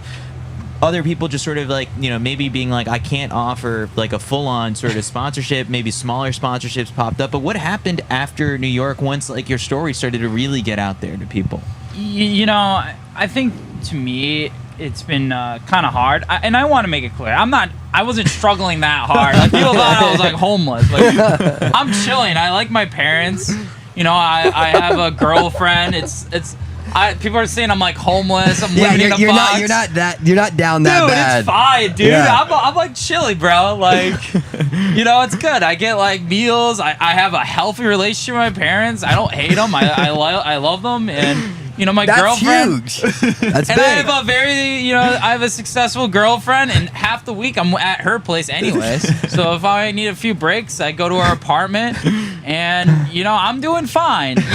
But I will say, like, obviously, when you almost beat a world champion, and I'm like, dude, like, damn, Dan, like I'm running this fast, and like I still have to buy all my shoes, and I have to like get my own like physio and everything, and I sometimes I hear these guys talking about like, yeah, man, like these super shoes, and like I'm like, I hate how I have to like order my own massages. It's like, you guys argue about like, oh man, I have to set up my own massage appointments. Like I'm homeless. Like, yeah. Bro, I'm dying out here. I'm starving to death, man.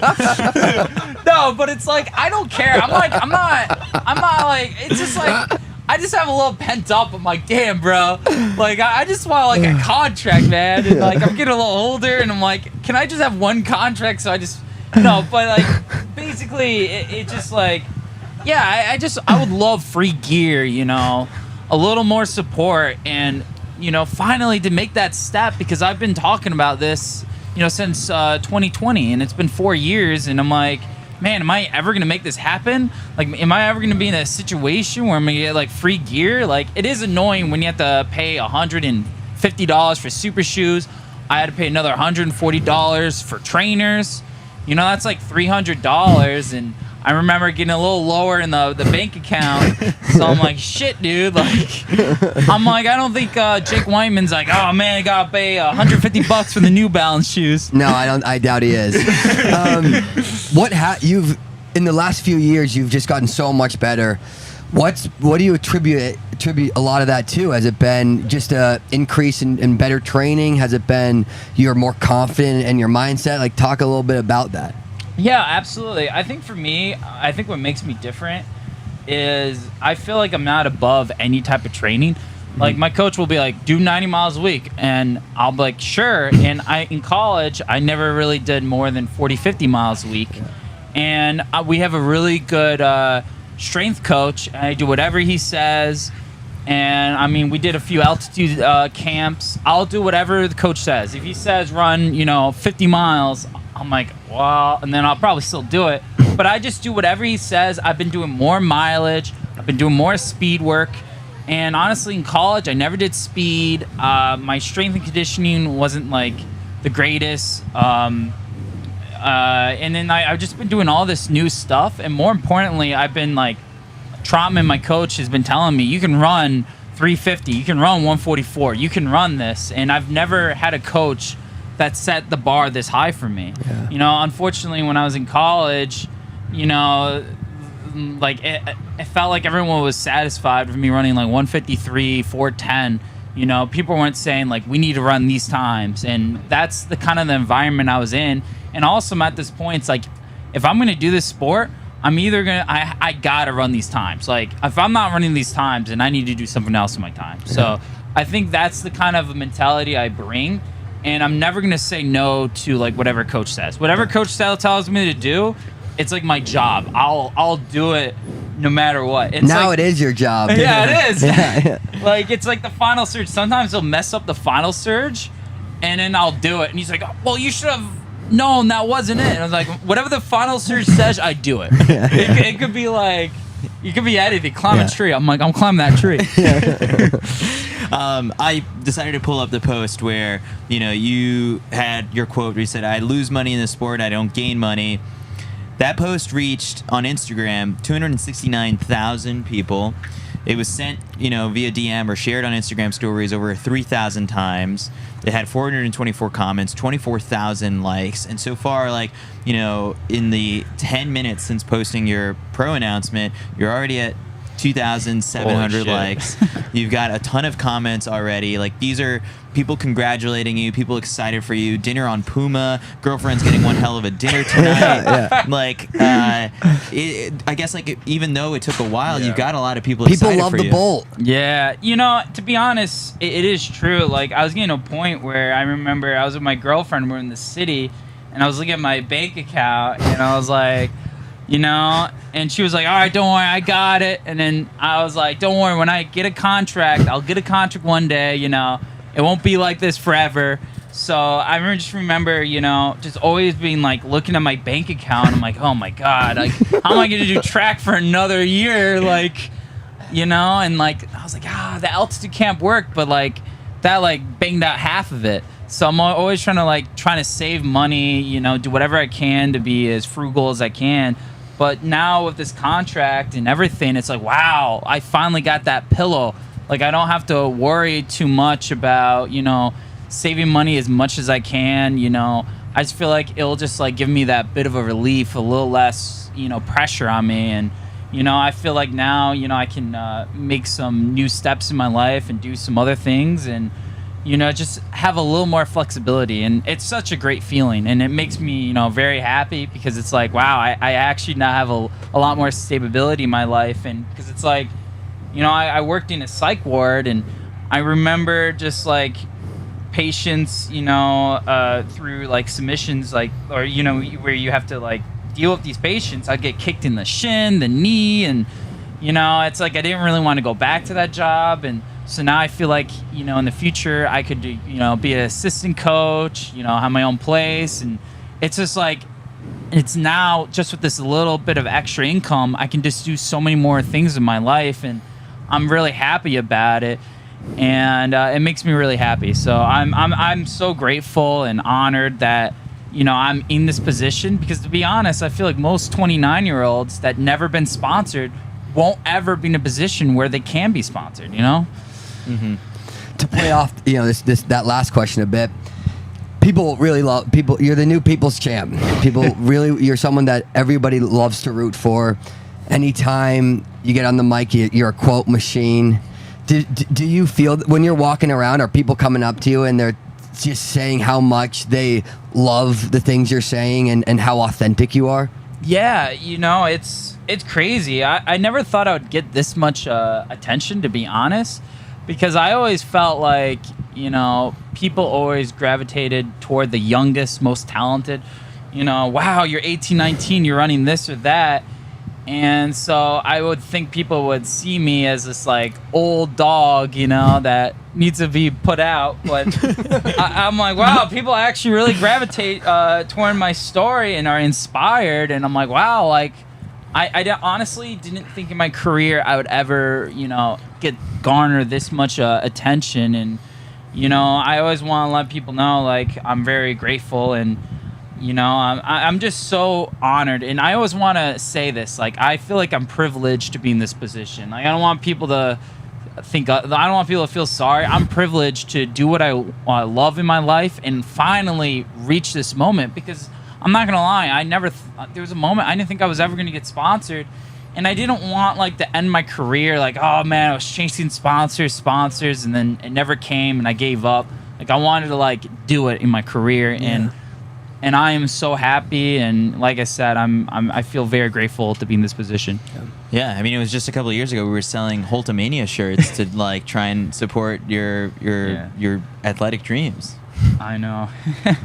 So, yeah, go ahead. No, I just want to say, Chris, and I'm being honest when I say this, you and CITIUS MAG, I'm forever grateful, because I don't think I would have this amount of attention, and your platform is what gave me like Holtamania, and all the attention I get is honestly because of you. I appreciate it. And I appreciate it, and I'm in debt for you, so I'm so happy. I mean, you're a views machine, so like I am also just sort of like, you know what, like we gotta keep getting Eric in front of a camera. So there's a mutual benefit. Mutual benefit.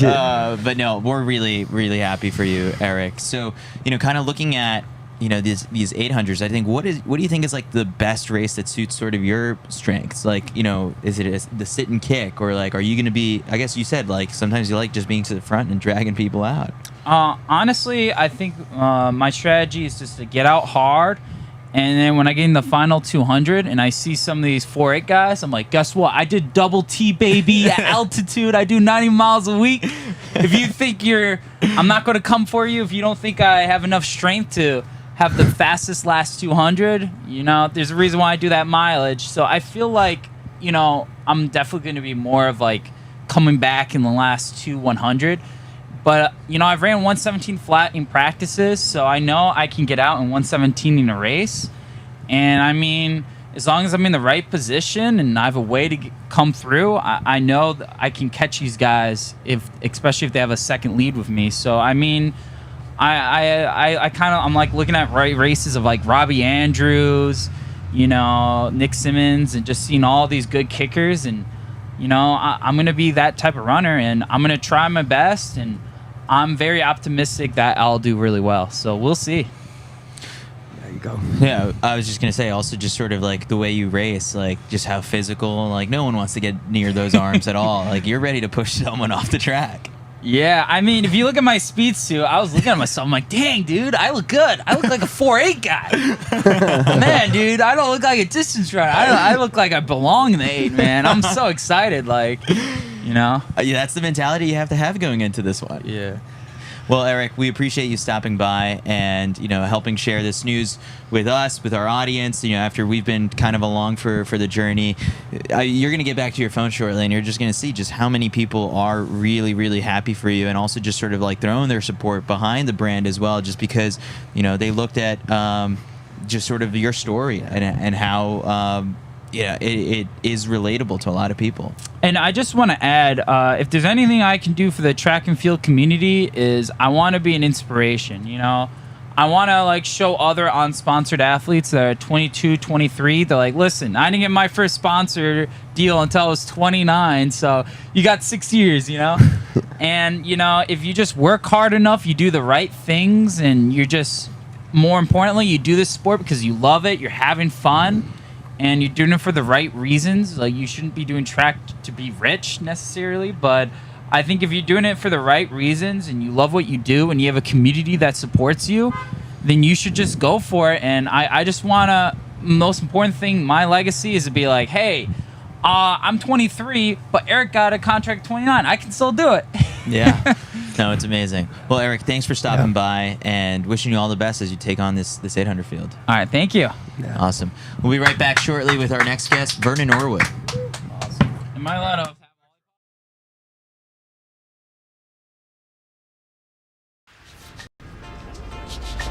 Seems like you've been wasting time trying to find your place in life. You need to get your ducks all in a row. So take some time to understand that life is a race. Ooh, for each and every man. Sometimes people will treat you like worn out shoes, but they don't know that you can't lose.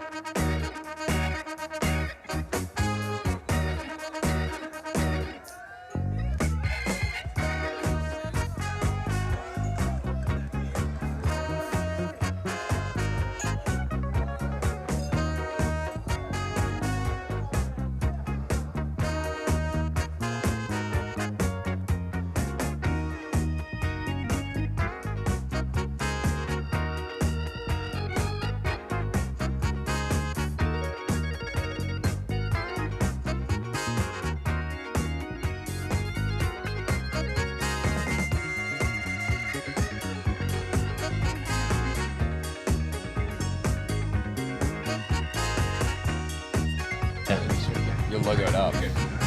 All right, we are back. CITIUS MAG live from Eugene. Chris Chavez with Mitch Dyer, and we're bringing on Vernon Norwood, good friend of CITIUS MAG, good friend of New Balance. What do you think about the setup that they got for us out here? Best setup in the world. Yeah. They did a great job. Y'all doing an amazing job, too. Thank you. Y'all working just as hard as us to make our dreams come true. And, you know, I'm a big fan. I'm always a fan, too. I appreciate you. Even like stopping by in the mix zone every single round and, you know, the final, finishing 4th.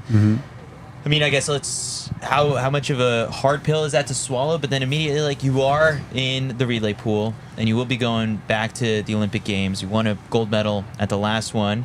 Yep. So, you know, how are the feelings, you know, toward the final and just in general your trials experience?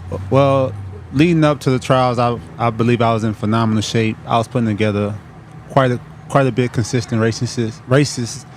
But getting forward, man, I just felt like I beat myself.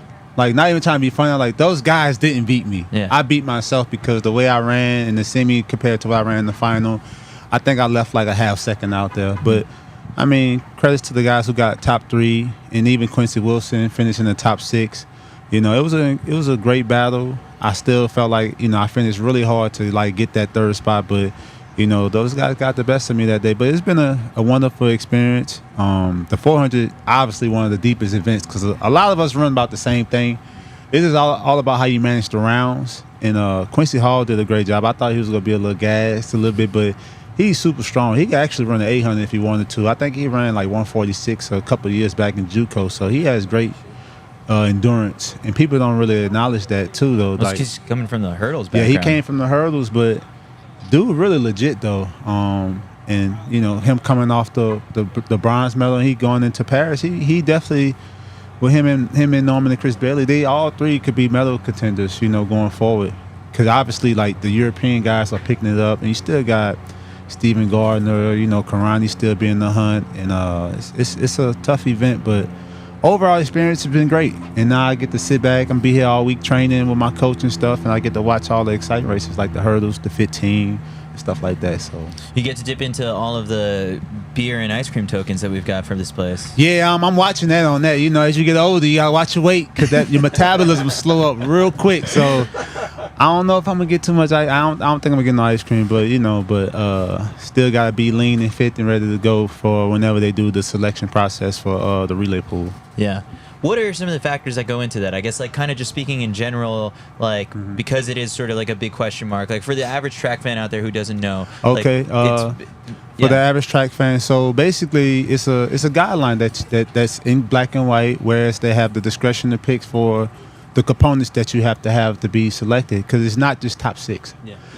It's a component whereas you have to be, you know, it's a criteria, and this, like, it's actually in black and white. If you read it, I read it, but I don't know if memorize it word for word. But I know it's stuff in there that go a long way how they do the next couple of picks, because it just ain't top 6 like it used to be and stuff like that. And I think it's a good way so people don't be like, oh, it's all political, it's politics. Like, nah, they gonna get the best 2 picks, and whoever they pick, you know, if I had to pick, you know, I just want the best out there, you know, but you know, they have their way how they want to do it, and we just gotta follow in line and follow the orders, because it's actually in black and white. You see it, we read it. Yeah. If people read it, they'll be like, oh, that's how they doing it. So you can't say, oh, it's political, it's this, that, and the third. Like, nah, it's there. Like, and for the people who don't know, like, it's not top 6. Yeah. It's obviously the top 3, and then maybe top 4 probably, and then they pick the next 2.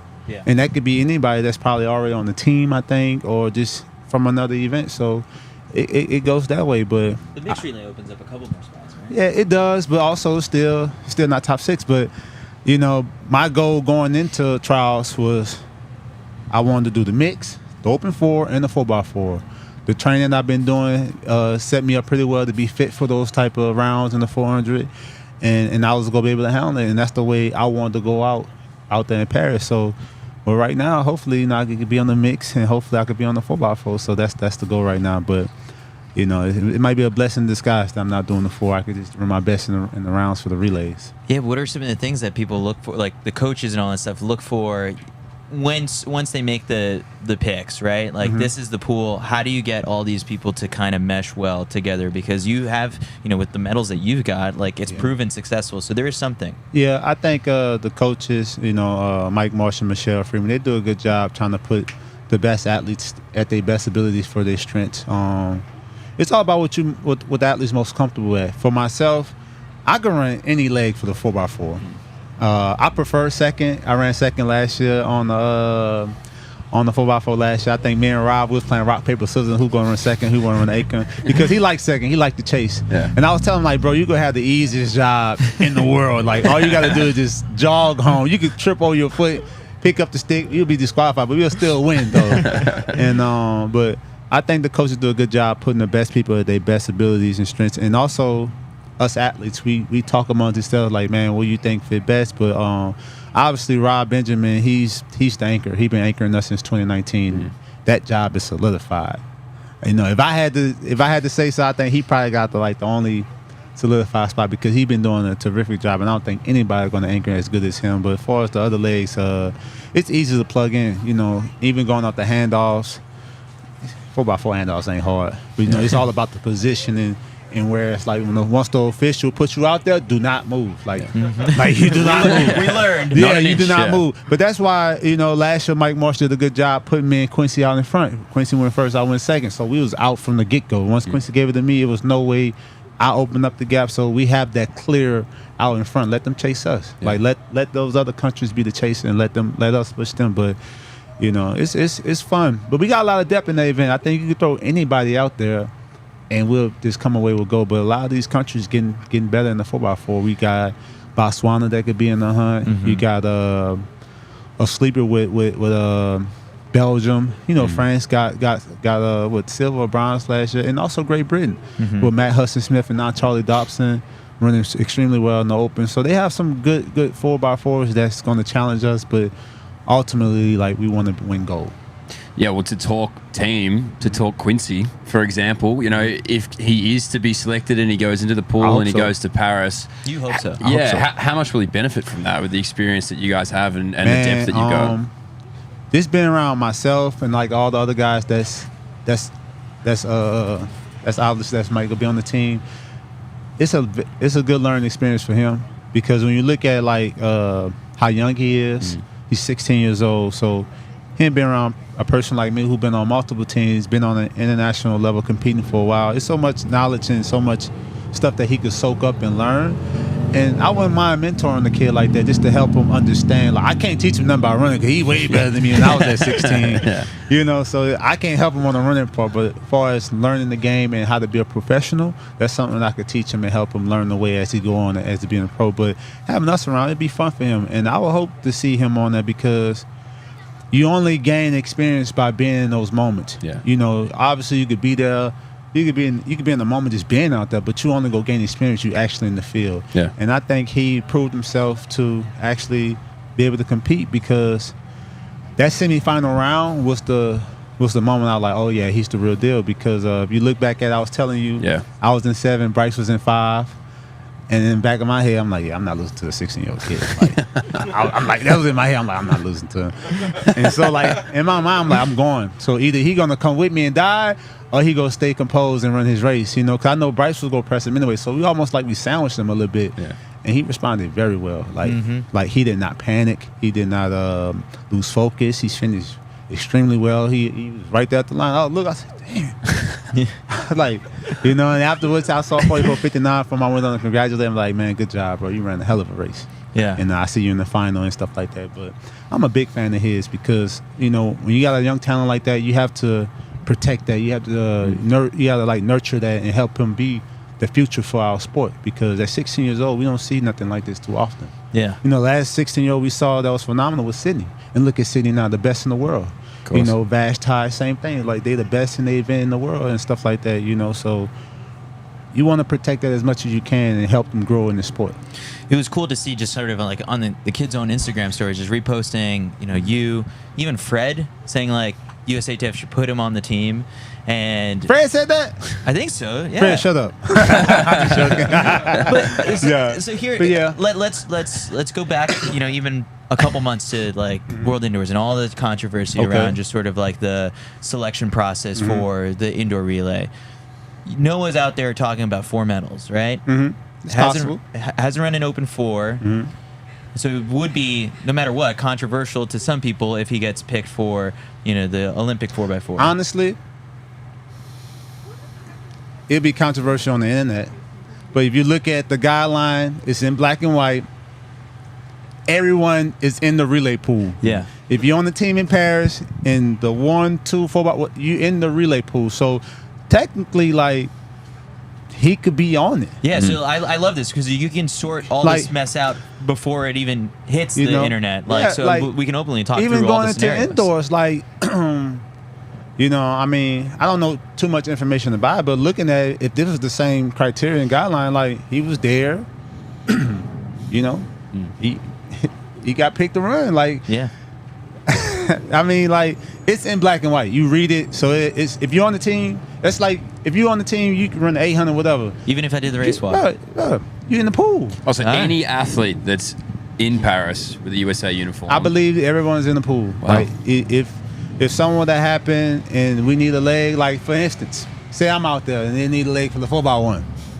Hey, second leg. Something like that. But I believe everyone's in the pool because the guideline that they have and the criteria and the components, is in black and white. So people just need to read and be more informed about how that selection process is going because people on the internet are going to say anything. Yeah. They're going to, I think this, that. Cool. We all have our opinion. But that's sports. It's people sports. It's great. Like, talk about it, debate about it. It's good. I never felt any type of way about what people say on the internet. Like, they go say crazy stuff, whatever. That's good. Like, that's good. Whether they're hating or they're saying good stuff, whatever. That just comes with the sport. Yeah. Every sport has that. Every sport. I mean, but far as with that situation, everybody, I believe, is in the pool because of the criteria and the components that if everybody read it. Yeah. And I think it's public knowledge. I think you can find that online, maybe or somewhere on the page of USATrackandfield.org. Like, you can find it, and they'll tell you how the process and how that stuff works. But people just got to read it. So then this is great because I guess, like, technically who's in the pool? Fred making the team. He's in the pool. Yeah, he in the pool. Yeah. Yeah. Like, he's in the pool. Like, from my understanding, I believe everyone's in the pool. It could go both ways. I could be in the 4x1 pool, or but as of right now, nobody. Well, technically, only the top 3 people know that they are on the team, and I think once July 30th, everyone's going to find out. July or June 30th? Oh, sorry, what is it? June 30th? We're in June. Oh yeah. No, it's a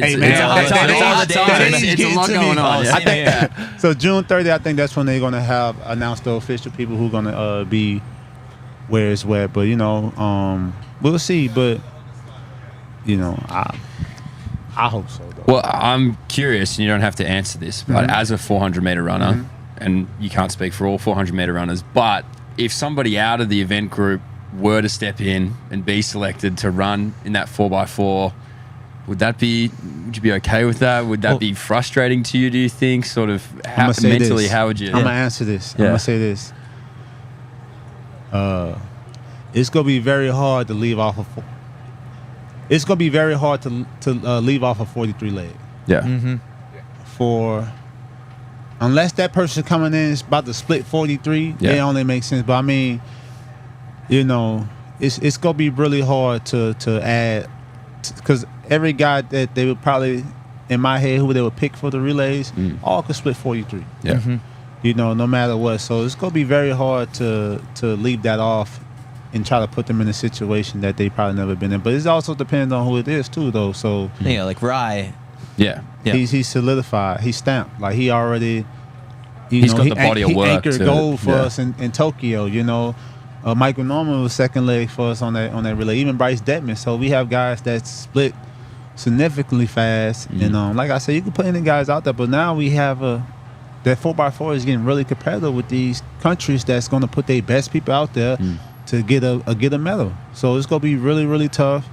And I think the coaches go do a good job on who they want to put out there. But hey, like I said, it's gonna be very hard to leave off a 43 leg. Yeah, that job, like you're gonna come under fire no matter what. Yeah. So, I mean, and they do a good job of what they want to do, but they just, I don't know. I just think a lot of people just be misinformed about the information and how stuff would be, how stuff be relayed. That's all it is. They just be misinformed. And if they actually read it, you be like, oh, and they still gonna have their own opinion about it. Like, but at the end of the day, like, if you read it, like, this is just how it is. Yeah. You know, if it was up to me. Yeah. What would you tell us? Yeah. If it was up to me, I'm putting if I had to pick 6 people, I'm putting the best 6. Yeah. Like, up to me is the best 6. Like, the people who shown tremendous fitness throughout the year. That's still going to show tremendous fitness out the year, and I'm putting the best 6 out there. Yeah. The high schooler fits that mold right now. He definitely fits that mold. He ran 43 in 3 days, and he ran 3 sub 45s in the week of like 3 days. Yeah. So he's been running relatively well from indoors to now. Like, and he's 16. Like, the energy a little different. I thought if he had another day, he probably got top 3. If he had another day of rest, he probably got top 3. Who knows? But he definitely has a shot. And but like I said, that's going to come down to the coaches and what they want to decide and what they think is best for Team USA going forward. But I don't have any say so in that. But like I said, June 30th will be a very interesting day. We'll see. And I know people on the internet ready to go up. Oh, yeah. Keyboard Warriors are at the door. They're ready to go up. So it's going to be interesting, man. Hopefully they pick me. Who knows? I don't even know if I'm on it. Like, people are like, oh, congrats. I'm like, look, I don't know nothing till it's official yet. You know, because like I said, it's not top 6. Yeah. It's not top 6. So. The role of, first off, did you hear Quincy's quote about you where it was like, he's 32, I'm 16. Man, I'm half his age. The quote? Yeah, it was like, he's 32, I'm 16, I'm half his age. It wasn't like that, though. Something like that. It wasn't in a bad way, though. It was not. People thought it was like in a bad way. I'm like, nah, bro. He's just saying. And somebody DM me, was like, yo, you 32?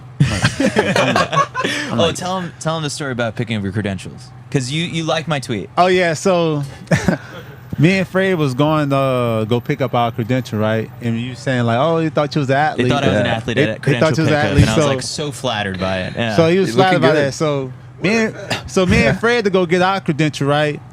And the lady didn't know who we were. She was like, oh, you guys are coaches? You come over here? Fred immediately was like, man, bro, you taking coaches? I'm like, bro, what's wrong? Ain't nothing wrong with that, bro. We older now. We like, this not our first rodeo. He's like, nah, man. I'm like, bro, ain't nothing wrong with that. So he was like so offended by like the lady thought we was coaches. It was so funny to me, man. I saw his tweet about how he was So did that sting more when you found out that he was the athlete and you were the coach? Nah, they thought we both was coaches. But I saw his tweet. I just started laughing like you would think she know who he was and who I was and stuff like that. So his credential photo, he must be so pissed. Yeah. Bro, I'm just angry. He just always looked like that. But it was funny, though, man, to see that she thought that we was coaches. But I don't mind that, though. I'm actually technically a coach at LSU. I volunteer assistant at LSU, so I'm technically a coach. She wasn't wrong. No, she wasn't wrong about me. But I didn't feel no type of way. I mean, but people, like, some people didn't even know I was 32 years old to the whole, he racing somebody half his age. I'm like, look. 32 really not old. No, it's not. It's young. Like, they made it seem like I was a dinosaur. Like, I'm like, yo, I'm not that old. That was the whole talk of the weekend. Yeah. Vernon, 32 years old, racing against a 16-year-old. I'm like, I'm not the only one that's like 32 plus. I'm like, Bryce got to be at least 30 or 29. So it's not just me out here by myself. So, but people was hitting me up just like, yo, you 32? I'm like, yeah. Like, man, I did not know. I thought you was like 26, 27 because how well I've been running. I'm like, yeah, I think like that age stuff really don't matter. It's about how you take care of your body and how you feel. Mm-hmm. Everybody be asking me how you. I was like, bro, I take care of my body. Yeah. I do all the little things to help me be in a position where it's like I want to do good because the 400 is a hard event, and it's it's a lot of depth too. So, but like I said, all of guys, it's like, we could look how close the 400 was. Yeah. From second place it was 44, 41, 42, and 47. Yeah. So it was real close. So. That's what it come down to. But man, people think I'm so old. Like I'm the old guy now. I'm old already dog. bald, so it make it worse. But I'm the old guy. You're the old dog now. I'm the old guy. Yeah. And I'm not that old. 32 No, is you're not not that old. The role of like big brother to like Quincy, right? There's a lot that goes into it. Same event group. Yep. The support of New Balance behind you. Great support.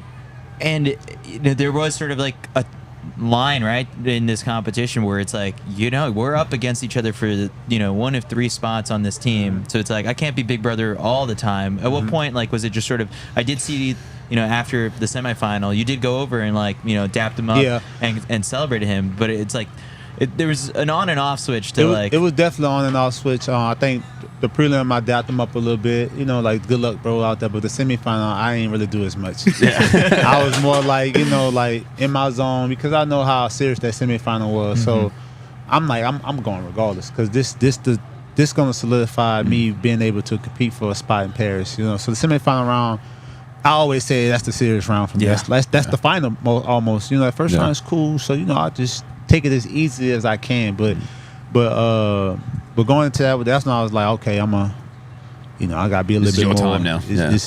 It's that moment where I'm like, hey man, I'm supporting you. We good. We on the same team. We family at the end of the day. But hey, between that line, like we out. But you know, and I was jokingly saying with Kamara and Caitlin, we was at the New Balance house. We was just hanging out, and I was just jokingly saying like, man, if he beat me, I'm gonna retire. I was just joking around though, but man, but it's a little pressure though when you got a 16-year-old kid that can run well like that. So, like, and people could be like, say what they want, but the dude's the real deal. Like, they probably won't admit it, but it was a little pressure because you like, man, you don't want to lose to him. Yeah. You know, and it's pride. Like you're not gonna lose to it, and also just competing too. He gonna compete as hard as he can. And like as a pro, you like, man, I've been here before, like, but you still can't take it easy, especially not in the semifinal because because it's top 2 next time. Anything can happen. And that heat was this is a stacked heat. Like 4 people came out of that heat versus the other heat. So I was like, come on, man, and like they ain't making no easy for us. So they knew what they was doing. They wanted the exciting heat. I heard he had they yelled at him in the call room because he had his headphones on in the semifinal. Were you there for that? Man, I was so locked in, I didn't know. You didn't notice. I was on there. I didn't. The kid was playing video games before, like an hour or 2 before the race. Man, I ain't see that. If I saw that, I was like, I probably ran a little harder. I ain't see that, but I mean, I was in my zone, so I was just chilling. I was like, I really was wired in trying to just get to the final because, you know, I always say like for 400, it's round management. It's how you can manage the rounds as efficient as possible using less energy, you know, and you gotta be very focused too. But that semifinal round is the final almost, and that's in every event. You're gonna see that probably for the rest of the days, for like in the 15 or hurdles, like even for the 110 hurdles. It was tomorrow for the men. You're going to see a lot of guys that's going to run a lot harder than they did in the first round. Yeah. Grant going to run hard every round because he could do that, you know? But expect tremendous efforts from people in that semifinal round because that's basically like a final. Yeah. Not to keep playing on your age, but this is a safe place. I'm curious, like you were talking big brother, you know, you get to be this mentor for Quincy. When you stepped in to your first team USA environment, who were those sort of guys that maybe you take what they gave you, and now you can replicate that to educate these younger guys stepping through? I remember after I made my first team in 2015, I had got 3rd behind Verberg and LaShawn Merritt. And I think LaShawn Merritt's birthday was around that time doing USAs. I forgot the age I forgot how old he was making, but I know it was like a little bit close to 30, something like that, whatever. And I asked him, I was like, yo, like how you do it? Like how you be so, you know, consistent in the game like that? And just like, man, you gotta take care of yourself. Like, you know, he was saying like stuff, like not too much, but he was saying just enough that I started understanding. Like, you gotta take care of your body, man. Small stuff that he was saying to me, and I also watched him out throughout his whole career. Like, he dominated for so long, and if you look at competition, he ain't really like if it was a competition he know he easily won, he not gonna like. You know, he just go run enough to win. But when he in a race with Karan, he going, you know, effort because he want to dominate and win. But I watched his career, how consistent he was.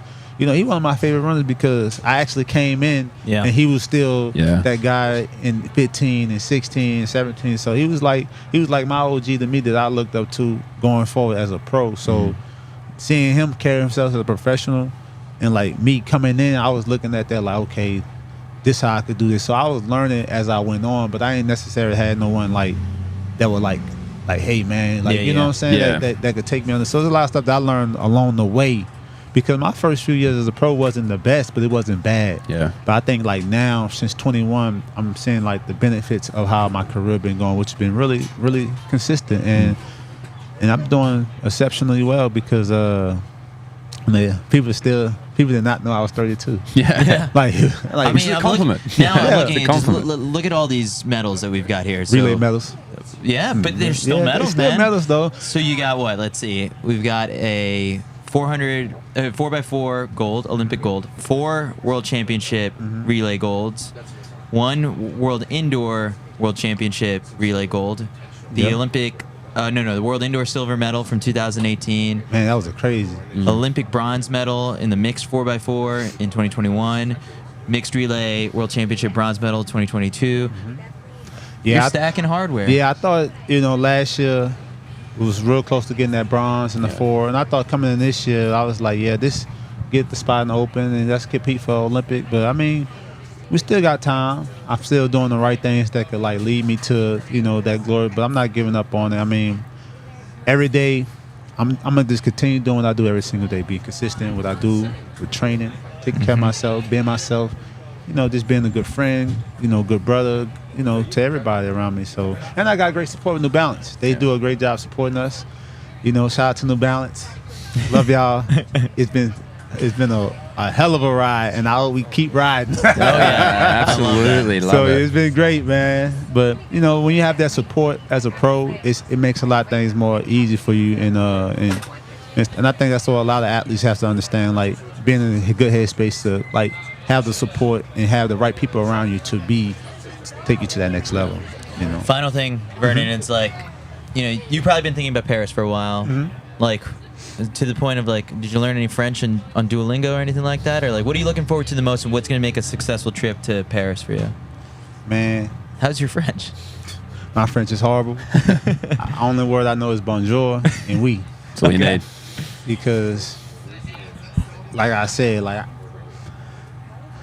I ain't even thinking about language. I'm just thinking about winning. Thinking about medals. I'm just thinking about winning, but hopefully, June 30th they come out with the selection and I'm able to, compete on either of the relays. It'd be great. I've been working extremely hard for it, so, I don't want to say too much, but hopefully June 30th they make the right decision and pick the best people to be out there and represent USA. Awesome. Hell yeah. Well, Vernon, we appreciate you stopping by. You'll be around the next couple days. I'll be here all week. So when Fred get on, I want to come when Fred get on. All right, perfect. So matter of fact, let me co-host and let me ask some of the questions. Yeah, that would be a great duo. I'm gonna ask the hard questions. No bleep button. Nope. We ain't bleeping nothing. So there's no dump here. So when he get on, let me know when he comes. Matter of fact, don't even tell him. Don't tell him. All right. I'm gonna be the co-host, like and give me a Maybe little you guideline can to start follow. the interview and then you can just pop up after a minute like, and he'll be like, "Oh shit." Yeah, so I'm gonna make it hard. Let's make it happen. All right. Appreciate it, Vernon. Yep, appreciate it. Awesome. We'll be right back shortly with our next guest, Allie Wilson. Seems like you've been wasting time trying to find your place in life. You need to get your ducks all in a row. So take some time to understand that life is a race. Ooh, for each and every man. Sometimes people will treat you like worn out shoes, but they don't know that you can't lose. Come and be a winner.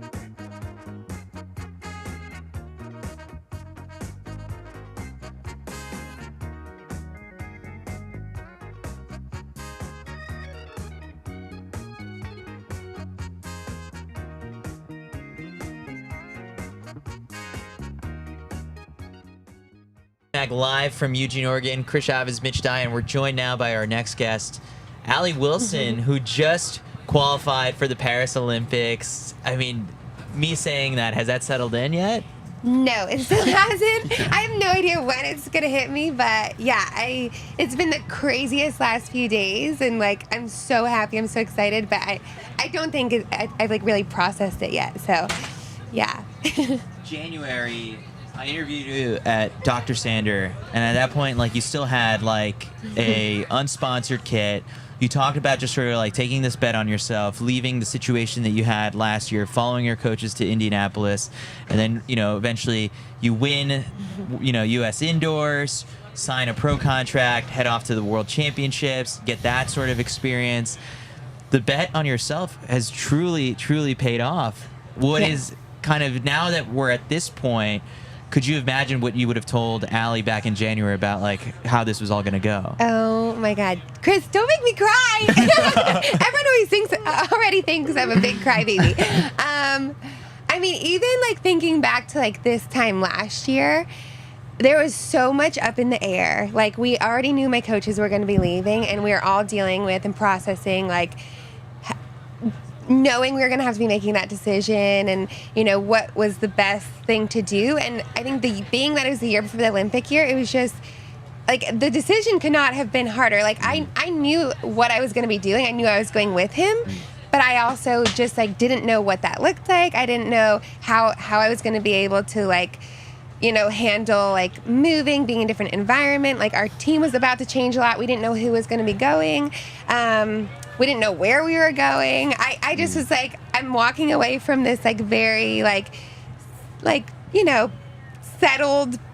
Like, I had been in Atlanta for 4 years. So like, I really just like, things were just like, were very comfortable for me at that point. But I knew I was going to be doing it. And so like last year, like at USA's, I was trying my best to just like put that on the back burner, like put my racing first and put myself first, and just like do like still have the season I wanted. But I think like thinking back, I'm like, it was like impossible. Like, I was trying so hard to not think about it and not worry about it, but it was like consuming me. And so then coming to like January, like I had made all those decisions already, so that part was over with. But yeah, I didn't have a contract anymore. I was living in a new city. Our team had gone from like a bunch of people to just us 3 girls. And so, yeah, it was a lot of big changes. And I, you know, now I was used to like having all my physio paid for and this and that and my travel. And now I'm like kind of like having to come up with all those expenses myself with no contract. And so it was a lot. Like, it was definitely tough, but I was talking to Bianca earlier on our run about how, like, I know I made the right decision, but I don't even think it was a matter of if I made the right or wrong decision, because either way, I was going to make it be the right decision. Yeah. I was going to force it to be the right decision. And I feel like that's what we've had to do. Like, there was just so, like, many question marks coming into this year, this Olympic trials, and I literally made it be the right decision, and I just believed in that so wholeheartedly, and here we are. Yeah, I mean, it's an incredible year, right? Yeah. Do you pinch yourself? Do you have like a vision board that you write down? You're like, these are all the things I want to achieve, and you slowly tick them off. Like, what's your process in setting goals and then achieving manifesting them? Yeah. Well, Bianca, my mental coach, she has played a big part in that for me, because, you know, we all have these huge hopes and dreams, and we all want the same thing.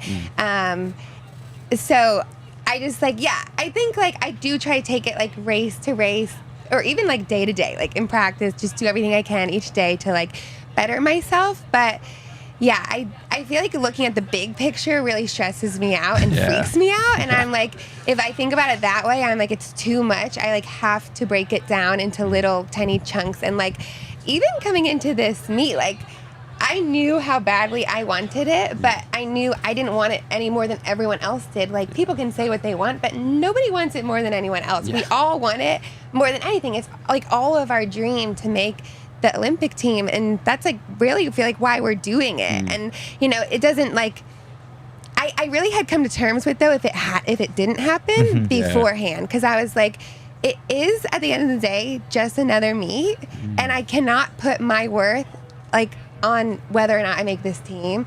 So I had really come to terms with that, and I think that helped me a lot, because even like just being here, like each round, I was like, it is just a race. Like we put all this pressure on ourselves that it's so much more, and my life depends on it. It doesn't. Like I knew that, like, you know, it might change my life a little bit in certain ways, and we'll get into that. But I'm like, I just at the end of the day was like, you know what to do. Just, you know, go out there and try your best. And we just kind of kept talking about like, all you need is a chance. That was actually one of my captions of a picture going into the final. And I was like, after I didn't make the final last year, all right, let me take it back. So I kind of always felt historically speaking, was kind of making it to the final every time. Last year was the first time I didn't make it to the final. And so I was like, I saw, like, previously I would get really worked up about the final. And I'd get to a point where I'd be like, do I like making the final? Like, it kind of sucks. Like, it's really scary. And then last year I didn't make it, and I was like, oh, this sucks worse. So I had kind of needed that moment, I think, to be like, all right, is it a lot of pressure and it's really scary and I'm racing like literally the best athletes in the entire country? Yes. But like, if I don't make it to the final, I don't even have the chance to try to make the Olympic team. So I was like, I just really took it round by round, and I was like, all I want is a chance. Because really anything can happen, and that's kind of what ended up happening. And I just, I wanted the chance, and once I made it to the final, I was like, okay, I checked that off, kind of hit panic mode. I was like, oh boy. We're here now. Here we are. I'm very familiar with this. But I was like, there's 9 women out there, and 3 of them make it now. And yeah, that's not a lot, and they're all incredible athletes out there, but I'm like, I could be one of those 3. Like, I felt like going into that race, there were so many different combinations of 3 women that were going to be making that team, and I don't think anybody was going to be able to predict it. And so I just kept telling myself, like, it might not be what you're expecting. Like, stop thinking like it's this person, and who else, or whatever. I was like, it could be any combination of those 9 women, like 3 of them. So I just wanted to be one of those. I remember when we did our podcast together during the indoor season that one of the cool things that I wanted to kind of pick your brain about was just, the work that you've done with Bianca this past year. And one of the funny thing was, what was it that you were doing, the burning exercise in the hotel room? Yes, the burn ceremony. So the burn ceremony, was there anything here for the trials that you guys did together to mentally prep for, it's such a high stakes environment? Yes, I love that you asked that. So, of course, we had to bring back the burn ceremony. Okay. It worked for us indoors. We had to do one. But to be honest, like, even I think Bianca was surprised coming into this meet how calm I was. I feel like just all the work we have put in, because she's just like my mental coach, and like I'm with her all the time, and we've just been like planting those seeds of like, she just has a way with me of just like making me feel calmer and more confident, but like she knows how much is at stake, but like it doesn't, she lets, like, I'll tell her like, oh gosh, if I make the final, I'm gonna have to wake up and freak out, and she'll be like, but do you have to freak out? And I'm like, oh, that's a good point. I think I like make myself freak out. So like she just like has like these little things she's constantly challenging me with, to be like, okay, like, yeah, I understand there's a lot going on, but like, you don't have to wake up and like freak out. Like, I'm like, oh yeah. So yes, we brought the burn ceremony back, but like, I feel like going into indoor nationals, there was so much doubt in like, I believed in myself, but like I didn't, and so there was so many things I was saying to her that she was like, no, it's all wrong, no. So she had me write down everything that I was thinking in my head. She said, because she never lets me say negative things, sometimes there's circumstances where she lets me. We have a safe word. But so she gave me a moment. She was like, write down every single thing that you're thinking that's negative. So I did that. Then she said, okay, you have like all these things going on in your brain. Now write the opposite on the other side of the paper. So I had to counter each thing that I wrote down. So if it was, I'm nervous, it becomes I'm excited, or I don't want to do this, I want to do this. So then we like ripped all those out, and then we burned the negative one as I said the positive one out loud. So I never said the negative ones out loud. And so I was just like, it was just like really like freeing to like get rid of those bad negative thoughts. And so here, because I was more calm for whatever reason, we honestly don't know, I was like, I honestly am not having that many negative thoughts. Like there's a lot of questions in my brain, and you know, I have no idea what is going to happen, but it's not necessarily negative. And I think that's all like the work we have put in up until this point, why I was feeling that way. And so we did do a burn ceremony after the prelim. I don't know how you don't set off alarms in your hotel room. We have a very safe way that we do it. But yeah, we did one, but I was kind of like, I feel like I'm kind of forcing these negative thoughts. Like they're not necessarily what are like flooding my brain right now.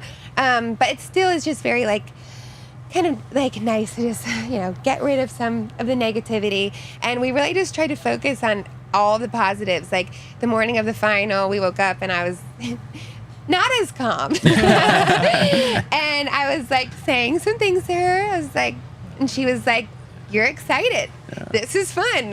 And she would make me say it. And I was maybe like kicking my feet up a little bit. I didn't want to say it sometimes, but she was making me say it out loud. Like, this is fun. I'm having fun. I want to be here. I want to do this.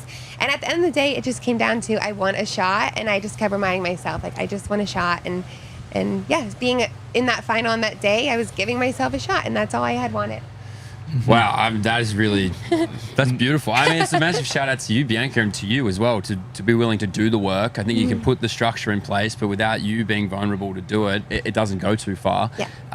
I guess something I take from that is the level of importance you put on your mental well-being and your mental capacity is equal to, if not more than, your physical capacity. So talk to me about what that's been like, transitioning into putting such a high level of focus and dedication onto that, and the benefits it's clearly had on your career. So I've been with my coach, Andrew Begley, since I moved to Atlanta, I think for 5 years, 5 years ago. And I trust nobody more on earth than I trust him with like what I'm doing on the track day in and day out. I think he knows me better than anybody in that aspect. But there was like, we were hitting a point where it was like, I was always in it. Like, at the last trials, I was 6th, and like that was my first year breaking too. I was very new to like, I didn't even know if I was going to be going to the trials, and like we really like got like, I was like pretty happy with how that had went, even though like you're obviously disappointed. But so yeah, I got 6th, and then the next year I came back for the just USAs, and I got 4th. So we were like making those improvements, and then but we hit a point where I just was like, I knew deep down like I wanted it so bad, but I never actually thought I was going to be doing the things I wanted. And that really stressed me out, because I was like, I want it as badly as everyone else, but I don't think I'm going to have that. And I didn't know why I felt that way, but I feel like I dealt with a lot of self-doubt, a lot of confidence issues. I was always putting other people above me on this pedestal. And like, yeah, I feel like Bianca came into my life just by chance, honestly. My coach used to coach her, and she had moved to Atlanta, and we were like just hanging out as like friends, because she was friendly with my roommate and my old teammate Yolanda. And so we were just hanging out a lot, and eventually it was like I hit a point where I was like, should I be paying you for like when we get coffee together? Because it's pretty much a therapy session. And I always thought that like mental work was like so phony. Like I was like, there's no way, like I'm never doing that. Like I don't know why I was like so anti, but I think I just was like, I just didn't think it would make a difference. And I never thought it'd be as important as what I was doing.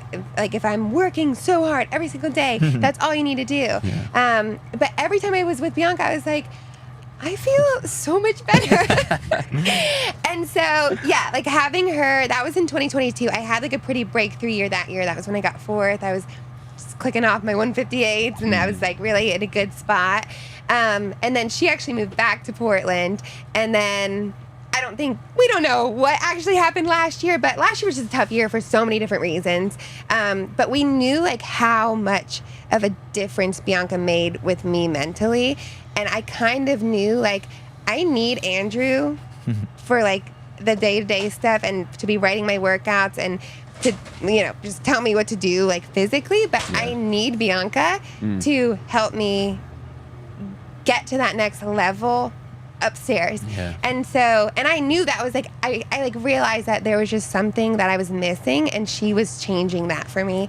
And so, yeah, she took a chance this year, just as big of a chance as I did, and packed her stuff up, drove across the country, moved to Indianapolis because like she knew how badly I wanted to make this Olympic team and I needed her there if I wanted to do that.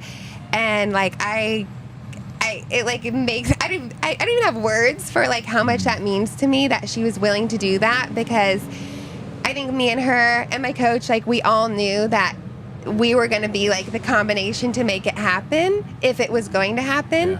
And so the fact that it all has paid off, like, yeah, I think I believe in mental work. You're converted now.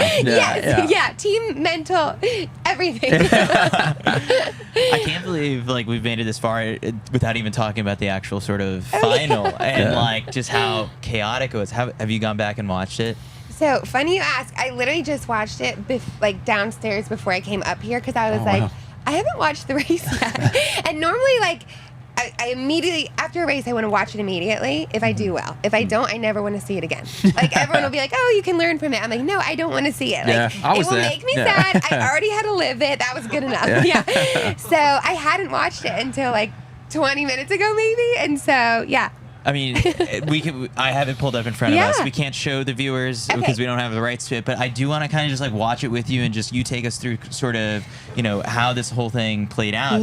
From the get-go. I think one thing we were trying to figure out, you know, among ourselves is like, how'd you end up in lane 1? So my high school coach called me yesterday and asked me that, and I don't know enough. Like, I feel like I'm very oblivious to what's going on all the time, so I didn't realize I was like... Won your semi. Yeah, you won the semi, you ran fast. I don't know how you ended up in lane 1. Well, I'm not going to lie. I like lane 1. Really? Yeah. Oh, so you were happy when you saw it? I'm happy, yes. So it is strange. I think it's because I want to know where everyone else is, and I need to work on my start because I'm like very slow off the line. And basically I just want to know where everyone is, and then I think that helps me get out a little faster because I'm just being pulled along. I'm seeing how everyone else is getting out. But like the day before I was in lane 9 and I had no idea. I was like, am I running fast? Am I running slow? Are they catching me? Are they not? So I liked lane 1 for me. But yeah, I guess that was weird. All right, so we have started watching the race. We're about 19 seconds in, and then of course, sort of, we come up to the 200-meter mark, and this is where kind of chaos strikes, and a thing takes a fall. Yeah. I mean, we've kind of unpacked this before, where it looked like she maybe clipped Raven's knee in the back, and like, there wasn't really a thing. Was just trying to cut in, and she's done this before. Just kind of finally just hits the ground. Juliette has to juke over to the left. Sage jumps up and then like takes a step on the inside. You and Christy Schofield kind of make it out a little bit unscathed from this whole thing, but like you do kind of peek over as to like what just happened. So now that I'm seeing this, okay. First of all, we have no idea what's going on, but I didn't even realize Juliette was in front of me and that she hurdled. Thing. Yeah, she did a great job. That was crazy. Yeah, so if we rewatch it back, like Juliette kind of gets pushed a little bit and jumps a little bit. It didn't affect me, luckily. But you were aware though? I was aware. Like obviously when you're running and you like hear the like marks of like the spikes like hitting weird, and then like people like you hear someone fall and everyone like goes, oh, like, so I knew something had happened. I didn't know what or who, but I mean, it's heartbreaking, obviously. You never want that for anybody, but I just had to keep running. Like, for a second, I was like, I don't know what just happened, but are they going to start the race over? Yeah. But I knew we were too far, but I was like, are they going to call us back? Obviously, that didn't happen. And so I just kind of was like, I just had no choice but to keep running and do everything I was still trying to do. Yeah. And then kind of the field goes through 57.79 for the first 400 meters. Michaela Rose moves her way all the way up to the front. It's kind of that fall disrupted things because we were so used to seeing Michaela just go out immediately from the gun. Is that sort of like what you were mentally prepping for? I did think that just because of how she's ran, I mean, every race I've ever watched of hers, she's taken it out hot. And then each round here, she was doing that. So I was kind of expecting that, yeah. I didn't know, but yeah. I didn't want to like prepare too much for anything, but that's kind of what we thought might happen. Yeah. So then at this point, after the bell, we're about 500 meters into the race. That's when sort of like a move starts to happen where it's not just Michaela going for it. Then it looks like that was Nia pushing from the front. And with about 250 meters to go, what was sort of your thought process here? Because you're looking ahead. There's 3 women ahead of you. Only you don't want to be 4. So this race actually was the craziest thing of my life because I was so calm. And I'm never calm when I'm racing. Like I felt like I just knew I was going to get the top 3. I didn't know how or when or what or who, but I was just like, I'm just going to keep running and I'm going to pass somebody at some point and I'm going to get top 3. Like I felt like a robot. I was just like, get top 3. Yeah. Wow. I mean, with 100 meters to go, you still have to make a pass on somebody. Yeah. And then with I felt pretty confidently. Oh, can I pause it? Yeah. I felt pretty confidently that with my strength, I always know the more races I think the better. Like even if we had done 3 in a row, I think that would bode better for me than some of the other women because I mean some of us are all strength-based runners, but a couple of people aren't. So it's like I know that like I can run each round hard and my body like can kind of handle that. So in these kinds of moments, like I know that I will be fine, like pushing kind of as hard as I need to through the rounds, and that in the final I'll still have something. Yeah. So I kind of was just like relying on that and being like, it's coming. I will have it at the end. Nia far ahead, so that's one spot that looks at this point with 50 meters to go secure. You're about to pass Michaela, who's fading. Yeah. And then it's going to just be a battle with you and Juliette all the way to the finish line. Yeah. At this point, like, once you made the pass on Michaela, do you think, like, all right, this is... So I did kind of know, but you're obviously like a little bit like, but are people like flying? Yes. Like, are they like hawking me down right now? So I feel like people will like look around, they'll like start celebrating. I have never been that way. I'm always like, until my body is like so far over that line, I'm gonna keep running as fast as I need to. Even if it takes a face plant. Yeah, even if it takes a face plant, just because I'm not willing to risk it. But yeah, I felt pretty confidently that I was pretty secured those last couple meters. All right, so then, we're watching as like a thing does sort of cross the finish line, but the cameras, if they focused on you, and maybe they do show it sort of a little bit on the replay here, just pure shock looking up at the results and at the scoreboard. What was sort of like the emotion pouring out of you? Because like here you are embracing Nia, but like it's like even the look on your face is like, this is shocking. I feel like I don't even know what was going through my head. I don't think I actually was processing it, but this is the moment I have always dreamed of having, and I did not think I was ever going to have it. So to have it, I was just like, what is going on? Like I was pure joy, but like even like a lot of times I'll be like so focused on like what time we're running, whatever. I had no idea that we even like ran. Like I was happy with my time, but I had no idea we even ran fast. I thought we were just like running to a place, like whatever.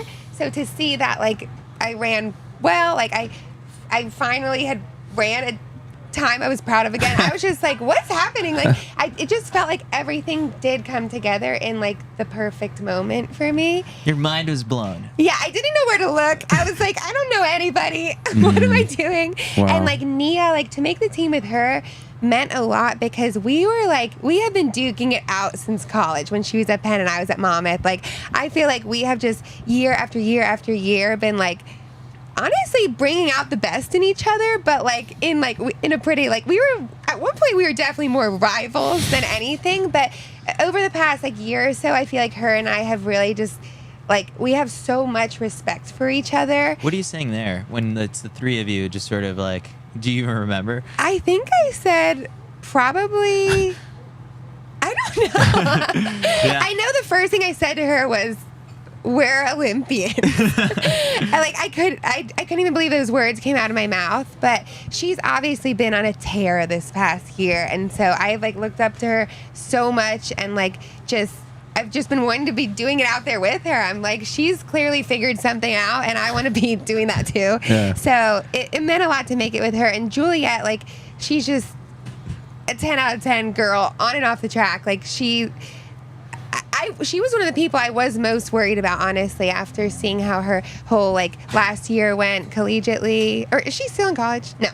She's just finished? She's still in college. Oh, she is. Okay, yeah. Yeah. But just seeing, like, I feel like she's just been consistently like sub 2, and like that consistency is scary, especially because I've been kind of consistently too flat. So it's like, yeah, I was like a little bit worried. Like, I didn't know what she was going to be capable of in that day, but like to make it with them too, it was really cool. Yeah. I mean, the embrace with you and Nia, like right at the finish line, also such a beautiful moment. So take us through, I guess, like, you know, since this, you step off the track, you go through drug testing, like what was the celebration like that night? Oh my gosh. Okay. Wait, I have one more thing to say about the Nia stuff. Absolutely. So after, obviously she had like such an amazing year last year.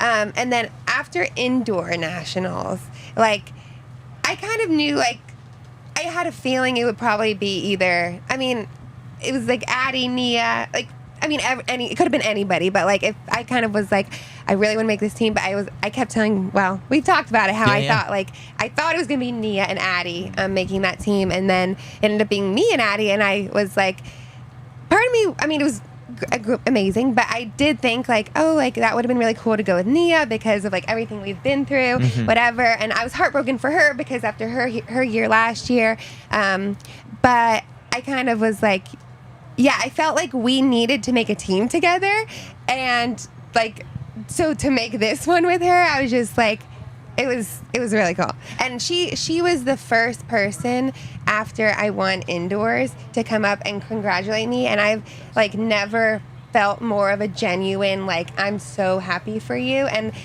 for somebody who just didn't make the team, like that means a lot because it's hard, like when you want something and somebody else gets it, and that just meant so much to me, and I just like, yeah, so to have that moment together now was really cool. Yeah. So I mean, I think that's sort of the beauty of just sort of the sport, and it's like we can look at, you know, the past decade and how, you know, dominant Ajay and Raven and a thing have been just sort of locking down those three spots. Like, you know, for the last couple of years, I've, you know, called them like the big three, and then for none of them to make this team, like it is just, you know, a testament to the depth in the United States that like we look at the team that we're sending, and like, you know, track and field fans here in America should be 100% proud because like it's a really strong team that is going together, and you know the expectations are always just sort of like, you know, let's try and bring back a medal or whatever it might be, and like you're just as motivated to make those goals come true. Yeah, for sure. Yeah, I mean, I feel like it's like a different, the 800 is just, obviously there's so much depth, and like I think the last Olympics, it was almost like people were saying like things like, why are we even running it? We already know who's making it, and like that kind of stuff is hard because it's like we're all out here putting our hearts on the line, but it was hard not to like sort of feel that way too because of how long all like the three of them have been like just so like dominating.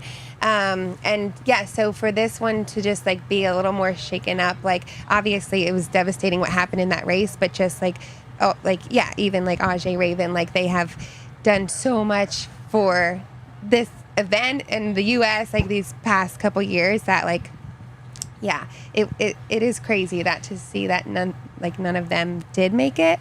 But they all have been like so amazing about it, and just like, yeah, I think that we've always known, like, if you, like, navigating these rounds at this meet for this country is no joke. Yeah. And like I think a lot of people like after the final or whatever, like they like get it, but I'm like they also don't. Like it is mentally, physically so taxing, so draining. You are having to like we're putting every second of every day, like well, we do it through 365 days of the year, but like over those 4 days, like you eat, sleep, and breathe like getting to that final and making that team. And it's just like you're waking up, you're doing whatever you can then to like run your best that day and make it through the rounds. And the emotions of just like you have to warm up and go in like the paddock area under the bleachers, and it's like it's a lot. It's a lot of emotions. It's a lot of stress, pressure, and I feel like it's I was very proud of how I handled the rounds this year, and the emotions of it all. And I think that was why, like, I knew, I do believe regardless of what happened on that day, I was going to come in the top 3 anyway. And I'm excited to, like, go to Olympics and, like, prove that and show that I belong there too. And, like, and so do the girls who made it along with me. All right, so how'd you celebrate? Okay. So obviously we're all excited, did our victory laps, whatever, signed a bunch of stuff. I literally Is that where you got this? I was gonna say. Yeah, someone gave me this. Same so thing. Cool. Sha'Carri Hawkins, yeah, Hawkins got one from a fan too. I love this. And last year I literally didn't make the final, and I wanted to make bracelets. Going into USA's, I wanted to make bracelets. So then after I didn't make it, Bianca had like gotten me this whole kit with beads and stuff, and we made like all these like mantra bracelets. Cute. And one of the ones that I made, which was my mantra last year, and I didn't follow through with it, was run your race. And I did not run my race last year, and it showed. And this year I definitely ran my race each round, and it paid off. But yeah, so somebody gave me this. I was literally holding people's babies. They were passing me over their babies onto the track. I'm like, thank you. Someone did send me a screenshot of your interview in the mix zone, and you're holding like 20 different things. And I was like, this looks like one of those interviews where they just keep handing someone something. And it's like, you were just taking anything people gave you. Yeah, there was a lot. I lost all of my stuff. I was like, I didn't have shoes for a while. Like, there was a lot going on. But yeah, we did the award ceremony. That was really great. And then, yeah, that night we didn't celebrate too hard because obviously there's still a lot of work I have to put in. But we went to the Wild Duck, had some champagne, and then we called it a night probably around like 12:31. And then I was up the whole night. I did not sleep a wink. So then I was just like, all right, like I kept trying. I was like putting in a real good effort to try to sleep. I couldn't. Like it was impossible. So I was like, whatever. Pulled an all-nighter. Then wake up yesterday. Just reading messages and stuff? Yeah. And I tried to stop because I know like looking at your phone doesn't help. But like there was just like a lot going on. So I just could not calm down for the life of me. I was like, okay. So what did I do first thing yesterday morning? Was that the first thing we did? Team processing? I thought we did something before that. I forget. But yeah, we went to team processing at like 11:30. That took 3.5 hours. And so then like You're I'm like I am literally a zombie, and I'm like, oh gosh, like I really need to sleep.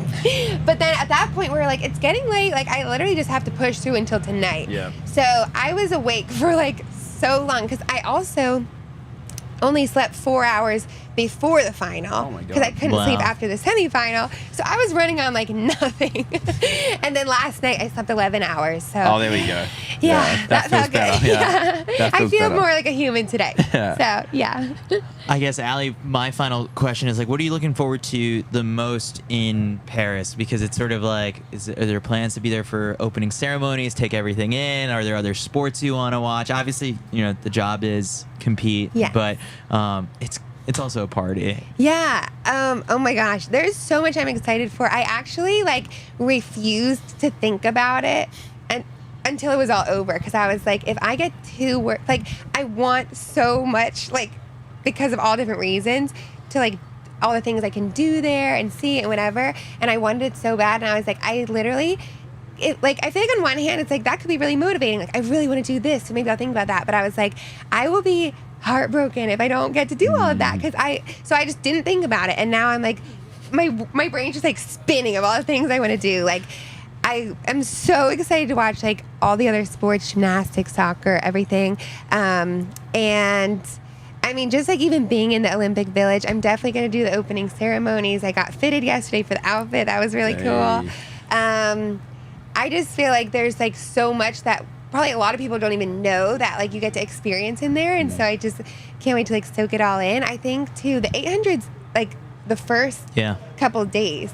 So I think that'll be great. Kind of like here, like I will do everything I can in those races, and then I'll be there the whole time, so I can just like enjoy it after that. And I feel like that's like, I'm just so excited. Yeah. 100%. Can I go one more? Yeah. Sorry, it's just I feel like, you know, a foreigner, but as I walk through here, women in sports in this country is really booming. Right, there's so much more attention on it. It's so much more outspoken now. Like the women that walked before you now find yourself in a position to be a role model. Like you're someone that young women now in this sport are going to look to and really admire. Carrying that weight and having that expectation and being able to do that for young women. Is that really important to you? Is that a significant thing that comes with this? It's so important to me. And honestly, I didn't even realize it until right now. I feel like sometimes, like, I'm just me. Like, I'm literally just whatever. I've always just been me, and I'm still just me. But, like, I don't even think about things like that because I just, like, am myself. And I'm like, whatever. And, like, to think about that now I can, like, impact, like, little girls, little runners, whoever it is, and how they, like, view themselves or, like, what they believe is possible for themselves is, like, so special and such an honor because, like, just, like, thinking of all the women in sports who've come before us and, like, that I've always adored, looked up to, and like I did look at them as something like else, and I'm like, oh, like I think I admired them so much I was like, that's never gonna be me. So I just like, it was like so far-fetched that I was just like, that's so cool that they get to do that. I probably won't get to do that. So to like be able to like be a role model to little girls and in sports is like, it makes me feel really happy, warms my heart, and I hope I put on a good what's the word? Performance. But like I forget.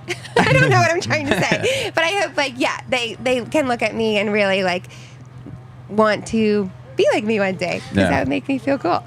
Because Allie, like it's just so wild to me to think about this professional journey for you started with you in a boot or on crutches, I think it was, and you know, Coach Andrew sees you and says like, you know, we're gonna take a chance on this athlete, and look at this now. He sure took a chance. I feel like one thing about me that I was thinking about earlier on my run, and my coach has said it in the past couple of days, but I just feel like I'm the type of person that like I haven't been given much. Like I went to a tiny college school like that had, I mean, I was very supported, but like in terms of like what other people were getting, very little support, very little resources compared to other schools, and you know, I wasn't heavily recruited, and I don't know, I just feel like even just this past year, like I was like unsponsored for a while, and I know a lot of people do that, like I'm not the only person who has to deal with stuff like that, but it's like I just feel like there are like some people who do like kind of have it all, and like they have earned that, like they have these big contracts out of school or out of high school or whatever it is, and you know, they still have to work so hard, but they have a lot more resources at hand to help them get better and help them stay at that level. And I just feel like I have just clawed my way in there, like, and just to like give myself a chance with or without all of that, and I've just been so supported by the people in my life that's really all I needed, and here we are. And I'm excited for this next chapter and, you know, the stop in Paris. So, Allie, best of luck in training over the next couple of weeks. Don't let this, you know, just this high really come crashing down. Like, you got to keep riding it all the way through France. And so we're looking forward to cheering you on in Paris. Thank you. I will be riding it. See you there. Well done. Awesome. Well, that does it for CITIUS MAG live from Eugene, Oregon. It has been day 6. We've got a couple more days. Back to some competition tomorrow, and we'll be back with more here on the CITIUS MAG YouTube channel. Thanks for watching, everybody. Seems like you've been wasting time trying to find your place in life. You need to get your ducks off.